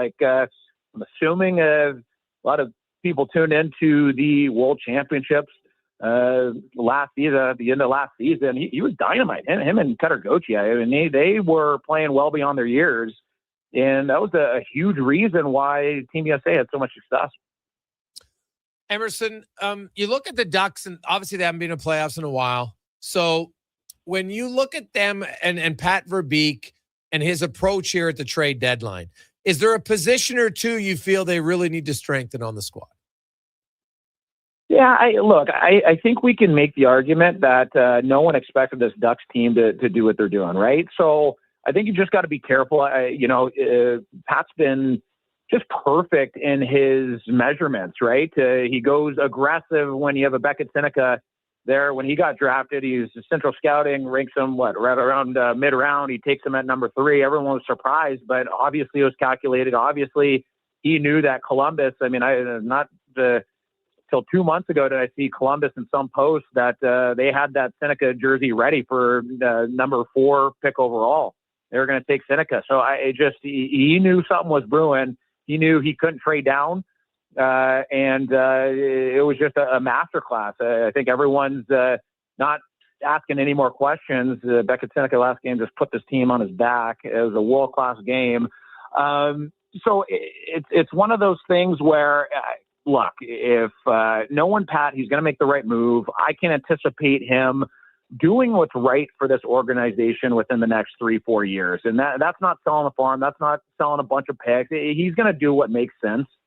And he's made just a ton of just solid moves. I think people at one point were questioning Trouba and just where he was at in his career. He's been dynamite. Chris Kreider, a big couple of games this last 2 outings, and so he's back on track and scoring to maybe some of those earlier season numbers. Look, I can't think of a bad move he's made over the last season and a half. If you look at even what Ryan Paling's done with this club, I mean, he had such a deceptive shifty pass there at Kreider's last game. Circumstantially, I mean, he's provided everything and more on a third line role. That's the guy that we needed. If you look at Jeffrey Viel, who we just picked up from Boston, making an impact that he wasn't making in Boston. He saw something in Viel, who has completely turned the shape of this roster around, making even more decisions here when these guys get healthy. So this team is super deep, super young. They're showing that they can put together full 60-plus minute games. I mean, if you look at the OT shootout record, that has playoffs written all over it when it comes to the game being on the line, and these guys, even young or old, just delivering. These guys aren't scared. These guys, they're ready to go up against anyone. That's why I really look forward to tonight's game.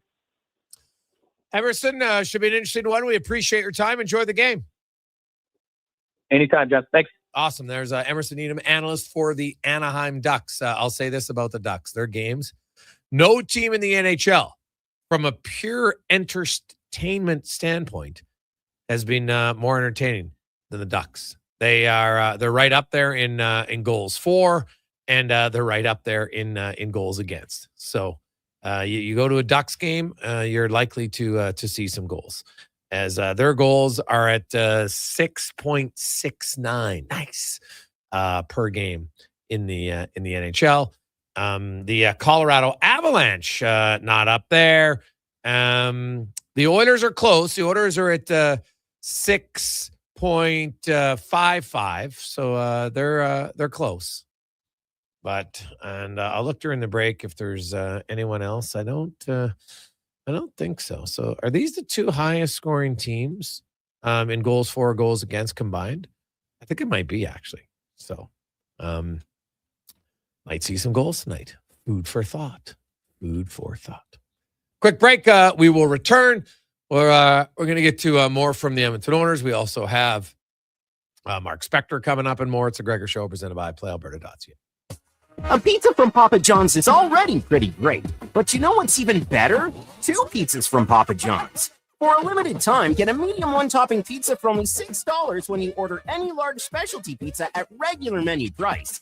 Whether you're feeding your family, your team, or yourself, get your next meal from your locally owned and operated Papa John's with a $6 one-top medium when you order any large specialty at regular menu price. Better ingredients, better pizza, Papa John's. And here comes Action Electrical Service Team sprinting onto the scene. These are your first responders for any electrical emergency. That's right. With their fleet of service vans and specialized gear, they assess, they service, and maintain electrical lighting and automation systems. They're all about rapid response. Quick diagnostics and repairs to restore power and safety fast. Hire the Action Electrical team to bring home a win for your project. Visit actionelectrical.net. Need a new ride for road trips, errands, or just life on the go? Go Auto offers a massive selection with over 15,000 new and used vehicles to choose from. With over 70 locations across Western Canada, finding your next ride has never been easier. Whether it's a roomy SUV for the family, a sleek car for the open road, or a rugged truck for your weekend adventures, you'll find it here at a price you'll love. Explore thousands of vehicles today at goauto.ca. It only comes once a year. Aw, Valentine's Day. What? No, from the top. It only comes once a year. Oh, here we go. The Rock and Bowl Super Party, only at On the Rocks. Join host Ryan Jesperson on Sunday, February 8th. At OTR for the biggest football party in Edmonton. Your $30 ticket includes all-you-can-eat buffet, commemorative t-shirts, prepaid Miller Lights, and entry to all prizes, including $1,000 cash. The Rock and Bowl Super Party. Only at On the Rocks. Book your table today. OnTheRocksYEG.com. Whether you're at home, in the car, or on the move, you're never more than a tap away from Sports 1440. Download the radio player or iHeart app today so you can get all access anytime to Edmonton's only sports radio station, Sports 1440. The new double cheesy melt at McDonald's. We're talking 2 juicy, mouth-watering 100% Canadian beef patties, 2 slices of cheesy goodness, with even more melty, cheesy sauce on top. Topped with pickles, then crispy and grilled onions. The way it all comes together, you don't just eat it, you melt into it. The double cheesy melt, only at McDonald's. For a limited time only at participating McDonald's restaurants in Canada. The job won't wait. Why should you? At AWS Welding Supplies and Repairs, conveniently located in Nisku, we've got everything you need to get it done. From product sales to servicing and calibrating machines, we're your one-stop shop. We're a proud, locally owned and operated business, committed to serving our community with a proven track record of customer service. Don't let a broken tool slow you down. We offer fast repairs and free same-day delivery of in-stock items to Leduc, Nisku, and South Edmonton. AWS Welding. We make it happen. Hey, sports fans, we've got a clear choice for you. At Crystal Glass, we provide customers with the perfect glass for any job. From home to auto and even commercial, installation or repairs, we're your team. Call 310-GLASS or visit crystalglass.ca. Crystal Glass. Commissioner Allen Auctioneering's Calgary, Edmonton, Winnipeg Public Unreserved Equipment Auction is this Friday at 9 a.m. featuring graders, forklifts, wheel loaders, man lifts, mini excavators, skid steers, telehandlers, plus commercial trailers and sea cans. Info at maauctions.com. Debt can take over your life. The stress, the constant worry, it can feel like you're drowning. When people come to see me, they're often anxious and feeling hopeless. But when I explain how I can help them get out of debt, those feelings melt away. I'm Parveen Middleton, licensed insolvency trustee at BDO here in Edmonton. I will create a personalized debt relief plan so you can move forward with confidence. Call 1-833-BDO-TALK or visit bdodebt.ca to discover your debt-free future. Mission Island Auctioneering's next Calgary, Edmonton, Winnipeg public unreserved industrial auctions are this Thursday and Friday. These major events include multiple lanes selling a large section of multi-purpose trucks, equipment, and commercial trailers. Info at maauctions.com. 1, 2, 3. Portions of this hour brought to you by Riverside Honda, 59 years and counting, is St. Albert and surrounding areas' premier Honda and Can-Am dealer. It's your dream. Ride it at riversidehonda.com. The Jason Gregor Show, the best of Edmonton sports talk and beyond. This is Sports 1440. Presented by PlayAlberta.ca, Alberta's only regulated online gambling website.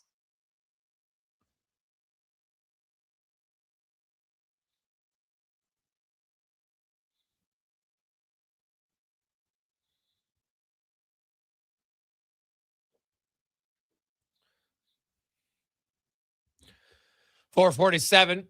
Lots of text flying in. 833-401-1440 is the Jason Gregor Show. Is always brought to you by PlayAlberta.ca, where you can get in the game. Casino, live dealer, lottery, instant sports. They got it all. For sure, though, if you do it, use your game sense. GameSenseAB.ca, and you can learn more. So make it fun. Stay in the right lane, which is always good.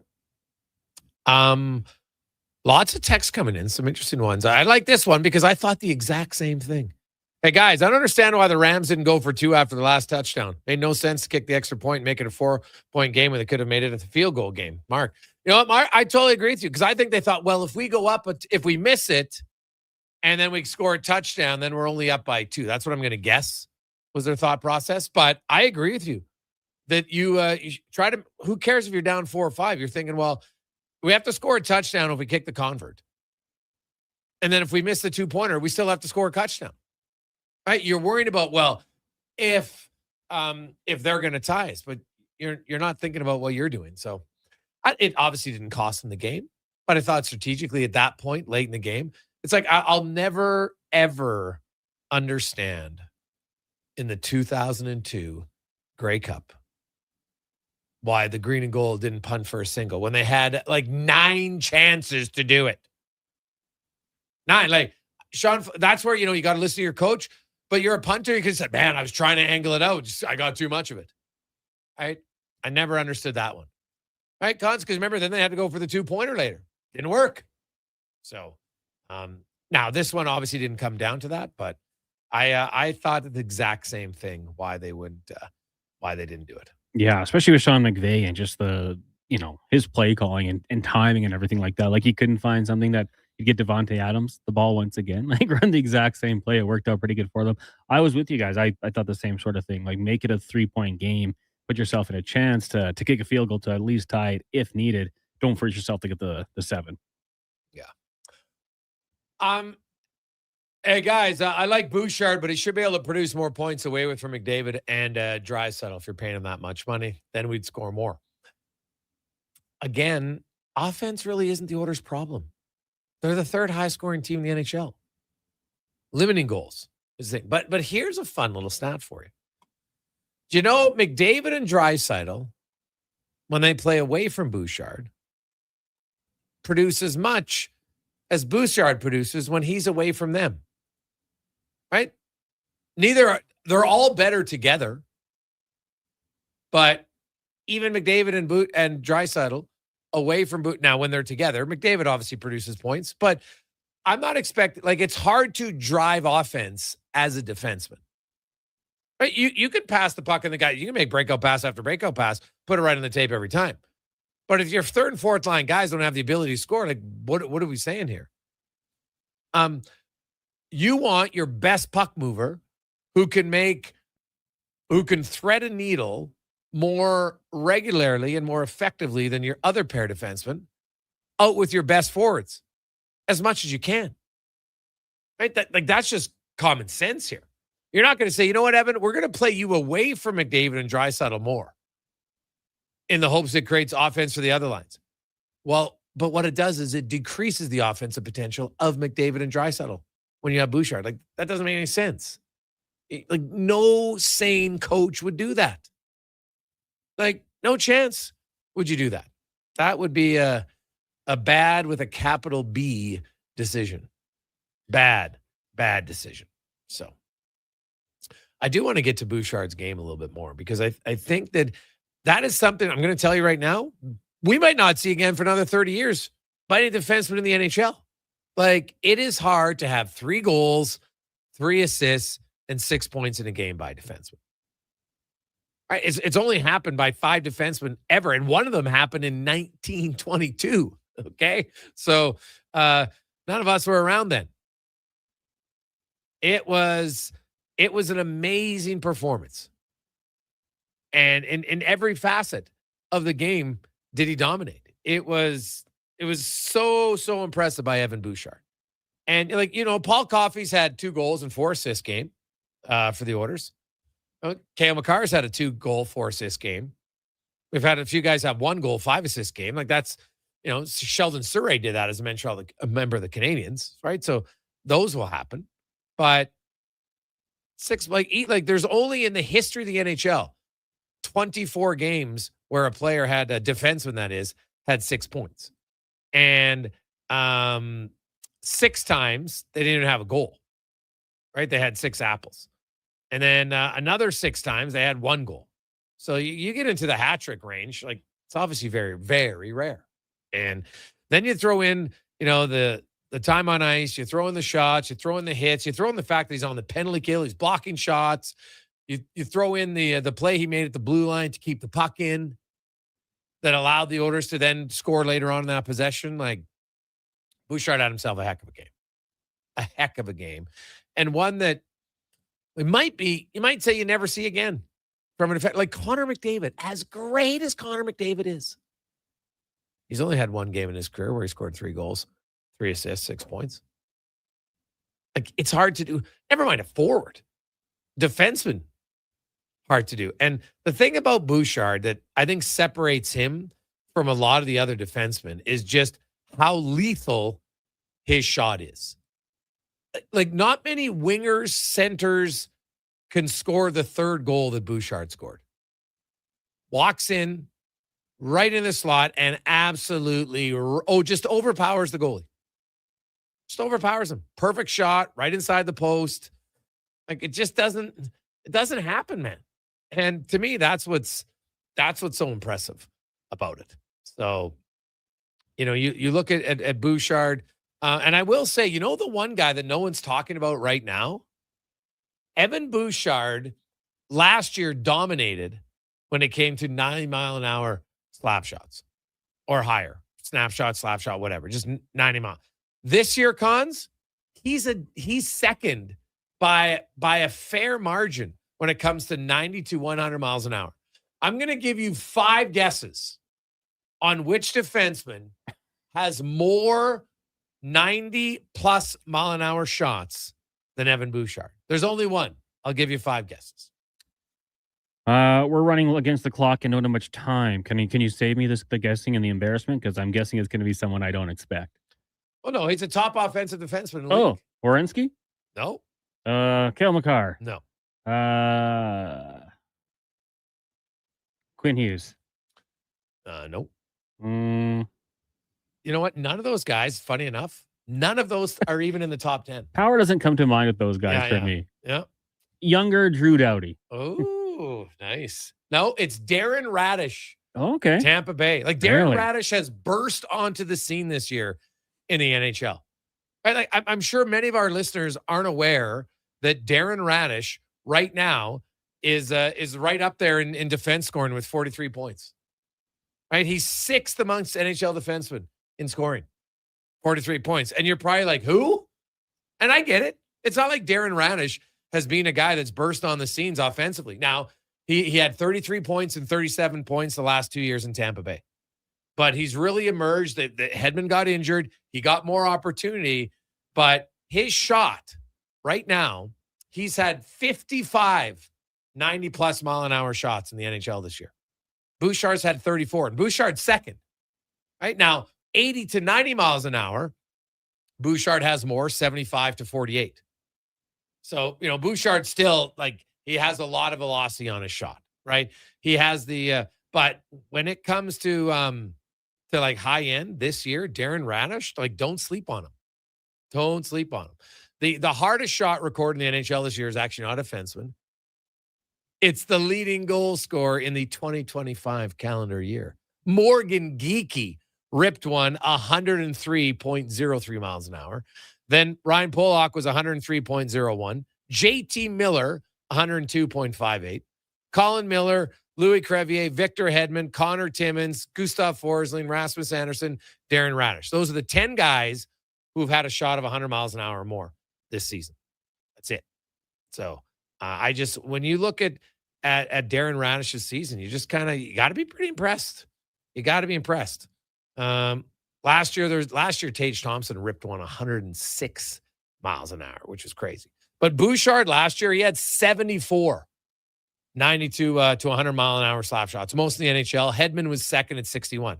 And Radish was sixth at 38, but he's just getting more opportunities to unload his shot cons, and that guy's got an absolute cannon. So something to watch for if you're checking out. If you're in a fantasy hockey league and you haven't, you might be wanting to look to make some moves. Anybody who has Radish, so it's pretty good. Quick break. When we come back, Mark Spector will join us. It is the Jason Gregor Show, presented by PlayAlberta.ca. Now let's get to a Sports 1440 update. Brought to you by Northgate Chevrolet Buick GMC. Even though it's 2026, don't forget that Mike and the gang have huge savings right now on 2025 models. Great savings, northgategm.com. This is the Sports 1440 update. It's a game day. Oilers hosting the Ducks down at Rogers Place. Puck drop set for 6:30. Our pregame coverage with Andrew Walker, Jason Gregor, Landon Ferraro gets going at 5:30 here on Sports 1440. Elsewhere, you got the Lightning in Mammoth, Bruins in New York take on the Rangers, and the Flyers will host the Islanders. Kings and Blue Jackets postponed till March 9th due to weather in Columbus. In the NBA tonight, Magic in Cleveland, Celtics host the Trailblazers. Got the Lakers and the Bulls, Rockets, Grizz, and the Warriors in Minnesota. Earlier today, the Pacers fell to the Hawks 132-116, and the Hornets over the 76ers 130-93 at the Scotties. Earlier this afternoon, Nova Scotia gets past Newfoundland 9-1. It was the Skrillex Rink from Alberta over Nunavut 9-2. PEI gets past New Brunswick 7-6, in Northern Ontario falls to Manitoba 9-2. From the CFL, Austin Mack getting a head start on CFL free agency as the Montreal Alouettes released the veteran receiver today. He was due a $45,000 bonus on February 1st as part of a 4-year deal he signed with the Owls in 2024. Coming up in hour 4 of the Jason Gregor Show, we'll be joined by Mark Spector of Rogers Sportsnet and get to our pregame coverage. I'm Connor Halley. This has been a Sports 1440 update. Sports 1440 in West Edmonton Mall and Wetaskiwin. CKJR is a Stingray radio station. Download the free Radio Player app and listen wherever you go. Action Electrical Solar Team is now making a play for sustainability and savings. They're specialists in powering up for a greener future. That's the strategy. Designing and installing high-efficiency solar panels. They're helping homes and businesses combat rising utility costs by harnessing the power of the sun. A smart move for efficiency and the environment. Hire the Action Electrical team to bring home a win for your project. Visit actionelectrical.net. Hey, Edmonton, did you know a local Play Alberta winner scored over $500,000 on Mega Jackpots Ocean Bells? Think about the season tickets you could lock down with that kind of cash. From major casino winners every hour to jackpots worth millions and hundreds of popular games to money that stays in the province, there's never been a better time to sign up for Play Alberta. Download the app today to get started with casino, sports, and lottery all in one app. Must be 18 plus to play. When you gamble, use your game sense. Made for some rough roads, but it means trails are now packed and ready for action. Don't miss out on riding adventures this winter with a Ski-Doo from Riverside Honda and Ski-Doo. Work or play with new 2026 Generation 5 models with class-leading design and power. And right now, take advantage of 5.99% financing OAC. Only at Riverside Honda and Ski-Doo, 15 Inglewood Drive in St. Albert, and always at riversidehonda.com. Shop local, shop Canadian. If you're looking for non-stop sports coverage, tune into Sports 1440, Edmonton's only sports radio station. 24/7 coverage comes at you with expert commentary, in-depth analysis, And so much more. We are Sports 1440. Scott McGilvery here, HGTV host and renovation expert. The one upgrade I know homeowners will love, better, fresher Culligan water straight from the tap. Culligan's Aquasential reverse osmosis filtration system takes your water to the next level. With up to 7 stages of filtration and 14 filter options, they're certified to reduce over 90 contaminants. Your tap water is about to get a major upgrade. Safer water that tastes great. Get started with a free in-home water test at Culligan.com. Culligan, water you love. For online. Does your New Year's resolution include saving money? Then don't miss the store-wide inventory clearance at the Brick. Save up to 70% off in-store clearance items. Buy more, save more on bedroom and dining furniture. Up to 25% off. Save on select major kitchen appliances. Plus, buy 2 or more and save the tax. Finally, a resolution you can keep. The Brick, saving you more. Some exclusions apply. See in-store for details. Well, get ready for a silly hockey fan. Gregor, Your Connor Halley, power Sport just 1440, skated onto the ice. EWEL.ca, the new e-commerce website for electrical wholesalers Edmonton, is ready for the Power Play 24/7 365. UL skates to where the puck will be in 5 years. Now that's forward thinking. Killer selection, Sunday slamming products from the best afternoon. brands, and legendary service. Don't sit on the bench. Get your account today at ewell.ca and win that Brand project. show is up into your partner in power. Get an EWEL.ca account today. Welcome to Uncommon. Welcome to Subaru. Engineered for Canadian winters, built for real-life confidence. Tackle the ice and snow with Subaru's symmetrical all-wheel drive, delivering the power, control, stability, and grit you need. And when the temperature plummets, you'll cruise in comfort with heated seats and heated steering wheel. All this plus peace of mind with Subaru's top safety pick status for 19 years running. This winter, it's time to get you into a Subaru. Visit Subaru.ca today.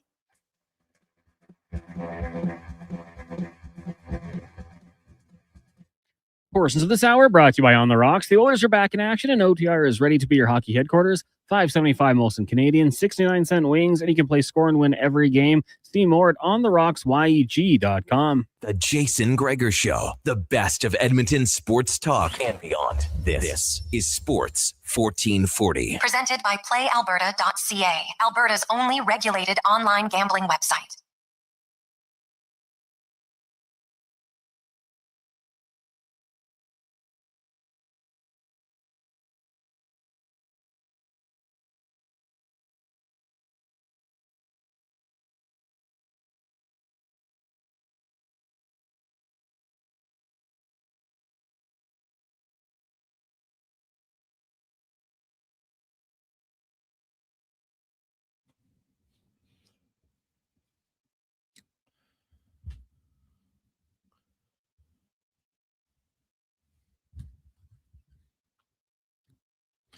.504, Jason Gregor,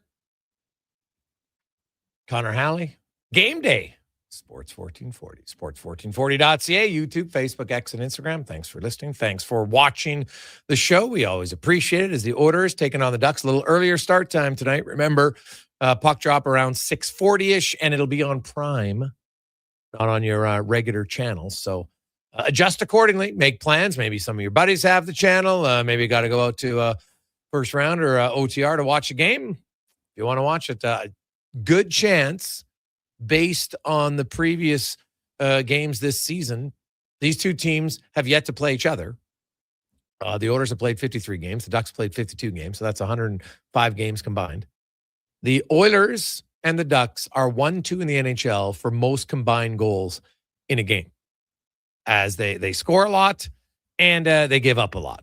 So if you're thinking there might be some goals tonight, might be a case. The Oilers are averaging 6.55 total goals in their games. Meanwhile, the Anaheim Ducks are up at 6.69 which is most in the NHL. So we'll see. Will there be offense tonight? I hope so. That would obviously be nice. Who doesn't like some goals? I know I do. So it's always good. 833-401-1440. 833-401-1440. Text us or call us. Same number. Let's get to the spec report now, brought to you by GS Construction, your underground infrastructure specialist. When all the big jobs need to get done, GS is normally in there first, ensuring all the underground utilities are ready to roll. GS Construction. Mark Spector from Rogers Sportsnet joins us. Spec, good afternoon. How you doing? Hey, man, that's pretty cool stats. You got it figured out there, don't you? Well, I like offense, Spec, you know that. I know, for especially in the sure. regular season. So, you know what? Now, that means it'll probably be a 1-0 game. So that's the unfortunate part about that. You know what I'm looking at? So let's go back. I think it was 2017 when the Oilers finally made the playoffs with Todd McClellan, right? And they won a series. Who'd they beat? They beat somebody. Calgary? No, San Jose in 2000. San Jose. And then they played Anaheim in the second round. And Anaheim had been better than the Oilers for a long time. They still had Getzlaf. They still had Perry. They still had Kessler, as I recall. I forget it was in net form by then. It wasn't Jaguar anymore. But anyway, the point is, John Gibson. John Gibson was in there by then, of course. The Oilers took a real run at him that year and probably should have beat him and didn't, because the Anaheim pulled their last vestiges of experience out and tamped the young Oilers down. And in fact, they haven't missed the playoffs for a couple more years after that, as I recall. Mm-hmm. And then away Edmonton went. And that was it for Anaheim. They haven't been seen again until right about now. And I'm looking at an Anaheim team that's going to meet Edmonton in a playoff series at some point here. And as much as Edmonton is still probably a better team and more experienced and all those things, Anaheim's on the way up, man. Arrows are up down there. They're coming. And the Oilers are going to have to fend that team off just the way Getzlaf and Perry tried to fend off the old Oilers a few years ago. Yes. The team tonight, though, Spec, no Troy Terry, no Leo Carlson. Yes. No McTavish. They get in a row. Yeah. Oh, I know. And no Dostal tonight. So, my goodness, 3 and 4 back to back. You're no starting goalie. 3 of your top 4 forwards are out of the game. The Oilers, Kevin Woodley, they had 20 high danger chances last game against Washington. 20. Now they gave up 14, but they still had 20. And both teams' goaltenders, despite allowing 6 and 5 goals, still ended the game with a positive goal saved above expected, which doesn't happen very often. It just shows you. 6-5 game. They created a ton of chances, right? So they created a ton of chances. And the Ducks, they give up a lot. And now, Ville Husso's last start, they didn't give up any. Now, it was the Kings. But if you're Edmonton, Spec, you gotta find a way. We had Emerson Edom on the show, and he says, hey, yeah, that's the area of their game that, they're still learning. They're a young team. What's the hardest thing to learn? How to play sound defensively. And if you look at after Trouba and Radko Gudas, who you got to have your head up when they're on the ice, they got a really young defense core. So Edmonton, in theory, should be able to generate some offensive chances tonight. Well, in theory, I mean, we watched this with the Oilers, and until, I remember writing a particular column and eating it for about 2 years, that until their leaders learned to play a sound defensive game, and they weren't the defensemen, right? Until McDavid and Draisaitl learned how to lead their team at both ends of the ice and when to take the chance and when to go for offense and had the ability to say, okay, you know what?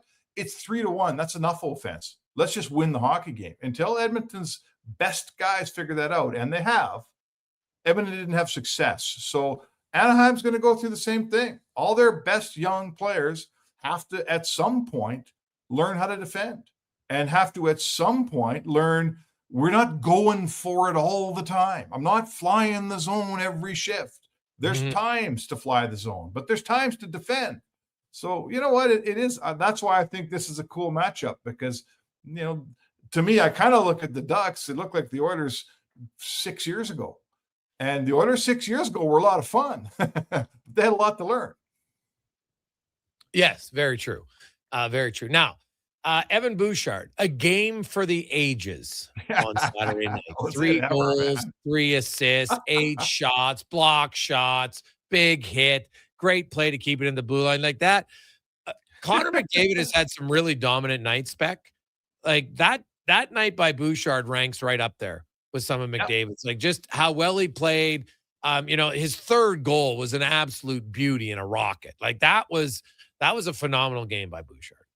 Oh my God. And you know what? 26-year-old player. Now he's in his prime. Like this is prime Evan Bouchard.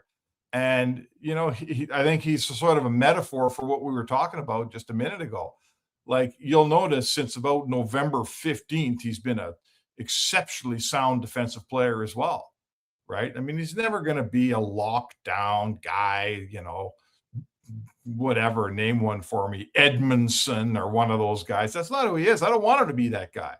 But man, like when he cuts loose offensively the way he did the other night, there's very few. I mean, there's like 2 guys in the league that can even think of doing what he does. He shoots it harder than anyone. So given time, I mean, he scored 3 goals on 3 wrist shots, Jay, from the point. Not many defensemen score 3 wrist shot goals, right?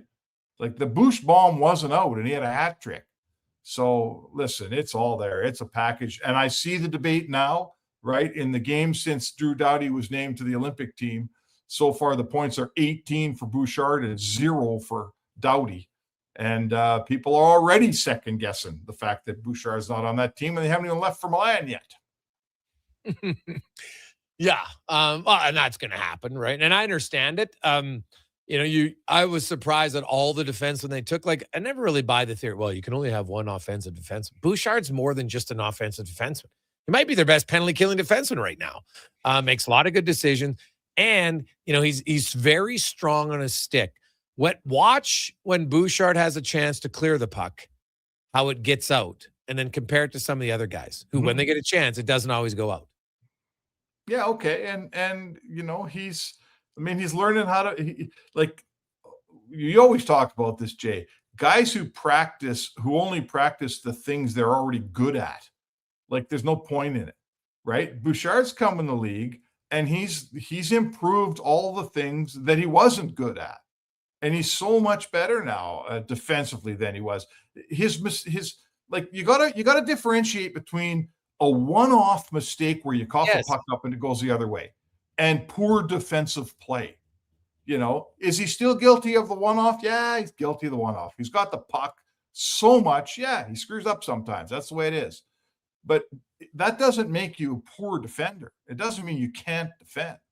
And I'll tell you right now, we've seen him in the under the brightest spotlight, the strongest microscope in second, third, fourth round series. And man, he plays just fine defensively in those situations. So, and I'll include myself in this. Maybe we should worry a little bit less how he defends in October and November and remember how he defends in April, May, and June. Oh, I've said it for a long time, right? Like if I think you can't value a game in November. And again, it's a lot. You see it on the highlights, but the highlights don't pick out the really elite plays. When Bouchard walks a guy at the blue line, and I'm not talking always around, he'll have a guy checking him, little side, toe drag around the guy, just keeps the puck in the zone. And people think it's an average play. There's like 10 defensemen who are even going to try it. And what Sean Brown said earlier, I think made a lot of sense. He goes, it's the guys who are willing to try it after it fails. Because that takes guts and it takes courage and a skill level and a confidence to do it, right? Because you can make the play and not have it happen, and then you have some coach, don't try that again, which is really kind of foolish. But some players instinctively be like, oh, geez, I don't want to try that again. And Bouchard's like, no, I know I can do it. I'm not going to do it 100% of the time, but I'm probably going to do it 98% of the time. And that's why it makes him elite in those regards. Well, unfortunately for him, he did have a few horrendous nights on big nights when Team Canada was watching this year. And I don't care what you say, those nights stick. You don't just wake up the next day and they disappear. I was in the building on the island when Brisebois was there from Julien Brisebois, the Tampa Bay general manager, who's part of Team Canada. He was in the building. He was looking at everybody. And unfortunately, Bouchard just had a night for the ages. He was so bad. And hey, it happens. He just happened at the wrong time. I'm fascinated now. There's two things here. We're going to watch this defense play in Milan, and let's see how that goes. I guarantee you this is the last Olympics for Drew Doughty. Drew Doughty's, this is it for him, right? Yeah. We're going to wonder if they win a gold medal, then they did it all right, and no one's second-guessing anybody. If they don't win, we're going to start to say, well, geez, the Harleys of the world and the Sandines, they're good players, but they don't have the juice that Bouchard has. Why are we leaving that juice at home? So let's see how this goes, and let's see where it goes. Is Bouchard, by the time these Olympics start, I think Bouchard's going to become the best Canadian defenseman who's not on the team. Yeah, it's probably a pretty safe statement for sure. I would think. And, who knows? The way guys are getting down with injuries, man, it's the last 2 weeks. You never know. Something could happen. You hope that doesn't happen. Look at Sweden, like Simon Edvinsson. They thought he was going to go and maybe replace Brodin. Well, now he's out. Possibly, yeah. For the next 5 games. So, Lindholm might be going, Matthias Ekholm didn't get the sense that he thought the coach loved him that much. So he might not be going. And actually, if you're an Oilers fan, you don't want Matthias Ekholm and his age going to the Olympics. I know he wants to go and I get why, but big picture for Oilers fans, I could see why they didn't. Josh Szymanski, Spec, he'll make his NHL debut tonight for the Edmonton Oilers. And, this is another, tip of the cap to Stan Bowman, his professional scouts who find a guy, playing in Europe, who, 23 years of age, big center iceman, and he's come over here, and man, he leads the Bakersfield Condors in even strength scoring.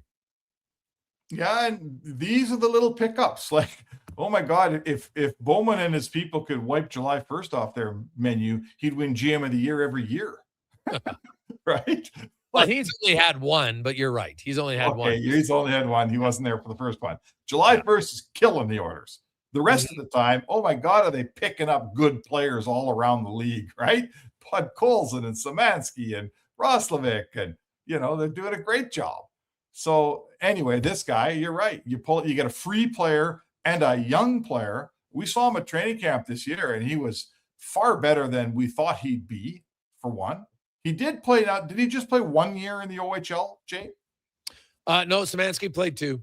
Played 2. So he's got experience over here, which is huge. Like, he's played the game here. And, that's a big deal. We saw that with David Tomaszek. There's a big learning curve when you come from Europe and you show up here. And he's done some of that, and it shows because he went to Bakersfield and he excelled. Guys who play their first year in the AHL at that age and they excel, they're a dime a dozen, man. Very few have an excellent season the way Szymanski has in his rookie year. So all arrows point to there's a player here. How good, how long, how soon, we'll figure. I don't know the answer to that.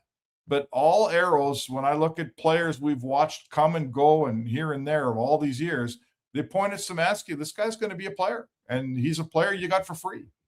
Well, I should clarify. He played 2 years in Ontario, but the first year was like their junior A level in Brantford, and then he played in the OHL. Okay. But he did play 2 years in Canada. Just want to clarify. In junior, and he's come back over here, and you know what? It seems like a really good kid with an attitude. He told me a hilarious story about when he found out he was on the German Olympic team.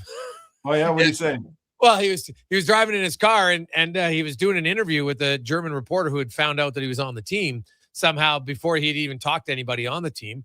And so he's doing the interview, and then on the other line, the coach called him, and he was talking to the coach. He's like, "Hey, I got to call you right back because I got to finish this interview." And he was laughing about it. I know why you're calling. Yeah, exactly. So that was pretty funny. But he was very honest about it. He goes, "Man, the biggest thing I learned when I came here this year was how important faceoffs are in North America. And, it's not the same focus point in Germany." And so he said, "I wasn't very good in the rookie camp, and I wasn't very good in the exhibition, but I've really worked on it. The guys have helped me out, and he's paying attention. So I'm sure when he comes up here, like Leon Draisaitl, one of the best faceoff guys in the league, trust me, Draisaitl and Szymanski, both German, going to play in the Olympic team. He'll probably give him any tips he can get. But big, strong guy at 6'2", 200 pounds, and good skater, more of a passer, I think, than a shooter. Well, which is fine. And so it looks like he'll probably start tonight on a line with Roslovic and Savoy. And I'll say this, Spec, like, That line's got some speed. Like Matt Savoy's game here the last 3-4 games, he's really moving. Yeah, and if Szymanski starts getting chucked out of the circle 2 out of every 3 draws, we'll know he's been working with Draisaitl. So yeah, hey, young speed. Young speed. Do we think he's centering that line with Roslovic tonight? Oh yeah, he's not a winner. I don't think they're calling. Good for him. So let's watch it. Let's watch it unfold, man. Roslovic gets a couple young guys. I mean, he's got some games under his belt here. Now he's comfortable. His game is picking up. He's somehow taken a bit of a jump, Savoy. Like when we see young players, this is how it goes, right? Look at Ike Howard. We're waiting for him to take a jump. That jump ain't coming, right? He needs to go. I agree with him going back to Baco. Take another run at it. It's not a tragedy, right? He came up, didn't work out, going back down. He'll be back again. Savoy did get a jump, and let's see where Szymanski is. I'll be surprised if he holds a spot on this team the rest of the season. I really will be. But hey, call me wrong, man. I'd love to see the kid have some success up here. Yeah. He gets a taste. Like in the case of Howard, like Matt Savoy didn't play in the NHL last year. There's nothing wrong with spending a year in the American League. And now the difference between Savoy and Howard's back is Savoy was in there, and why is he playing in Edmonton? Because he can kill penalties. Right? Like he doesn't sure, he's on the second unit power play, which gets like 9 seconds a game. But he's a penalty killer. He's 5-on-5.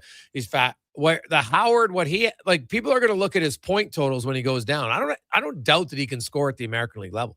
That's not what he has to work on. He needs to work on better reads defensively and moving the puck quicker. And the last one is really hard to do because when you're better than guys in the American League, you can hold on to it a little bit more. But you have less time and space in the NHL because everybody's quicker. And so that's the hardest thing to work on in the American League is because you're like, okay, got to move it quicker. But that's what he's going to have to do. He's got to move the puck quicker if he wants to play with Draisaitl or McDavid. Yeah, that's fair because those guys need the puck. The third thing I would say is he's got to bring the puck inside. He's got to get his game inside. He spends a lot of time out on the edges of the offensive zone. When he does, get the puck and carry it through the neutral zone, it exceedingly ends in a button hook along the wall at the hash marks. The puck doesn't ever get inside. If I'm giving him advice and he doesn't want it from me, but if I am, he's got to bring his game closer to the net. He's not scoring from distance all the time here. He's got to get the puck inside. So, hey, these are the things you got to work on. He's a first-year NHL player, and I'm with you on this, man. There is no tragedy sending a guy back. Absolutely none. And let him work in his game, see where it goes. Yeah. No, it's a fair point. Spec, have a good one. We will see you down at the rink. Yeah, looking forward to it, Jay. Should be fun tonight.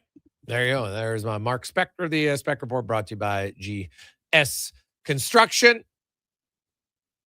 Hey, guys, I love Bouchard, but 2010 Mike Green led all D-men in points and got snubbed. It's not always about points from Darcy. Darcy, I totally agree with your last line about point. Now, Mike Green had a really good season that year, but the difference is Bouchard. Look at Bouchard's playoff production prior to being announced compared to Mike Green. It's not even close. Right? Like Bouchard is over a point a game player in the playoffs when it matters most. So he's a different point guy.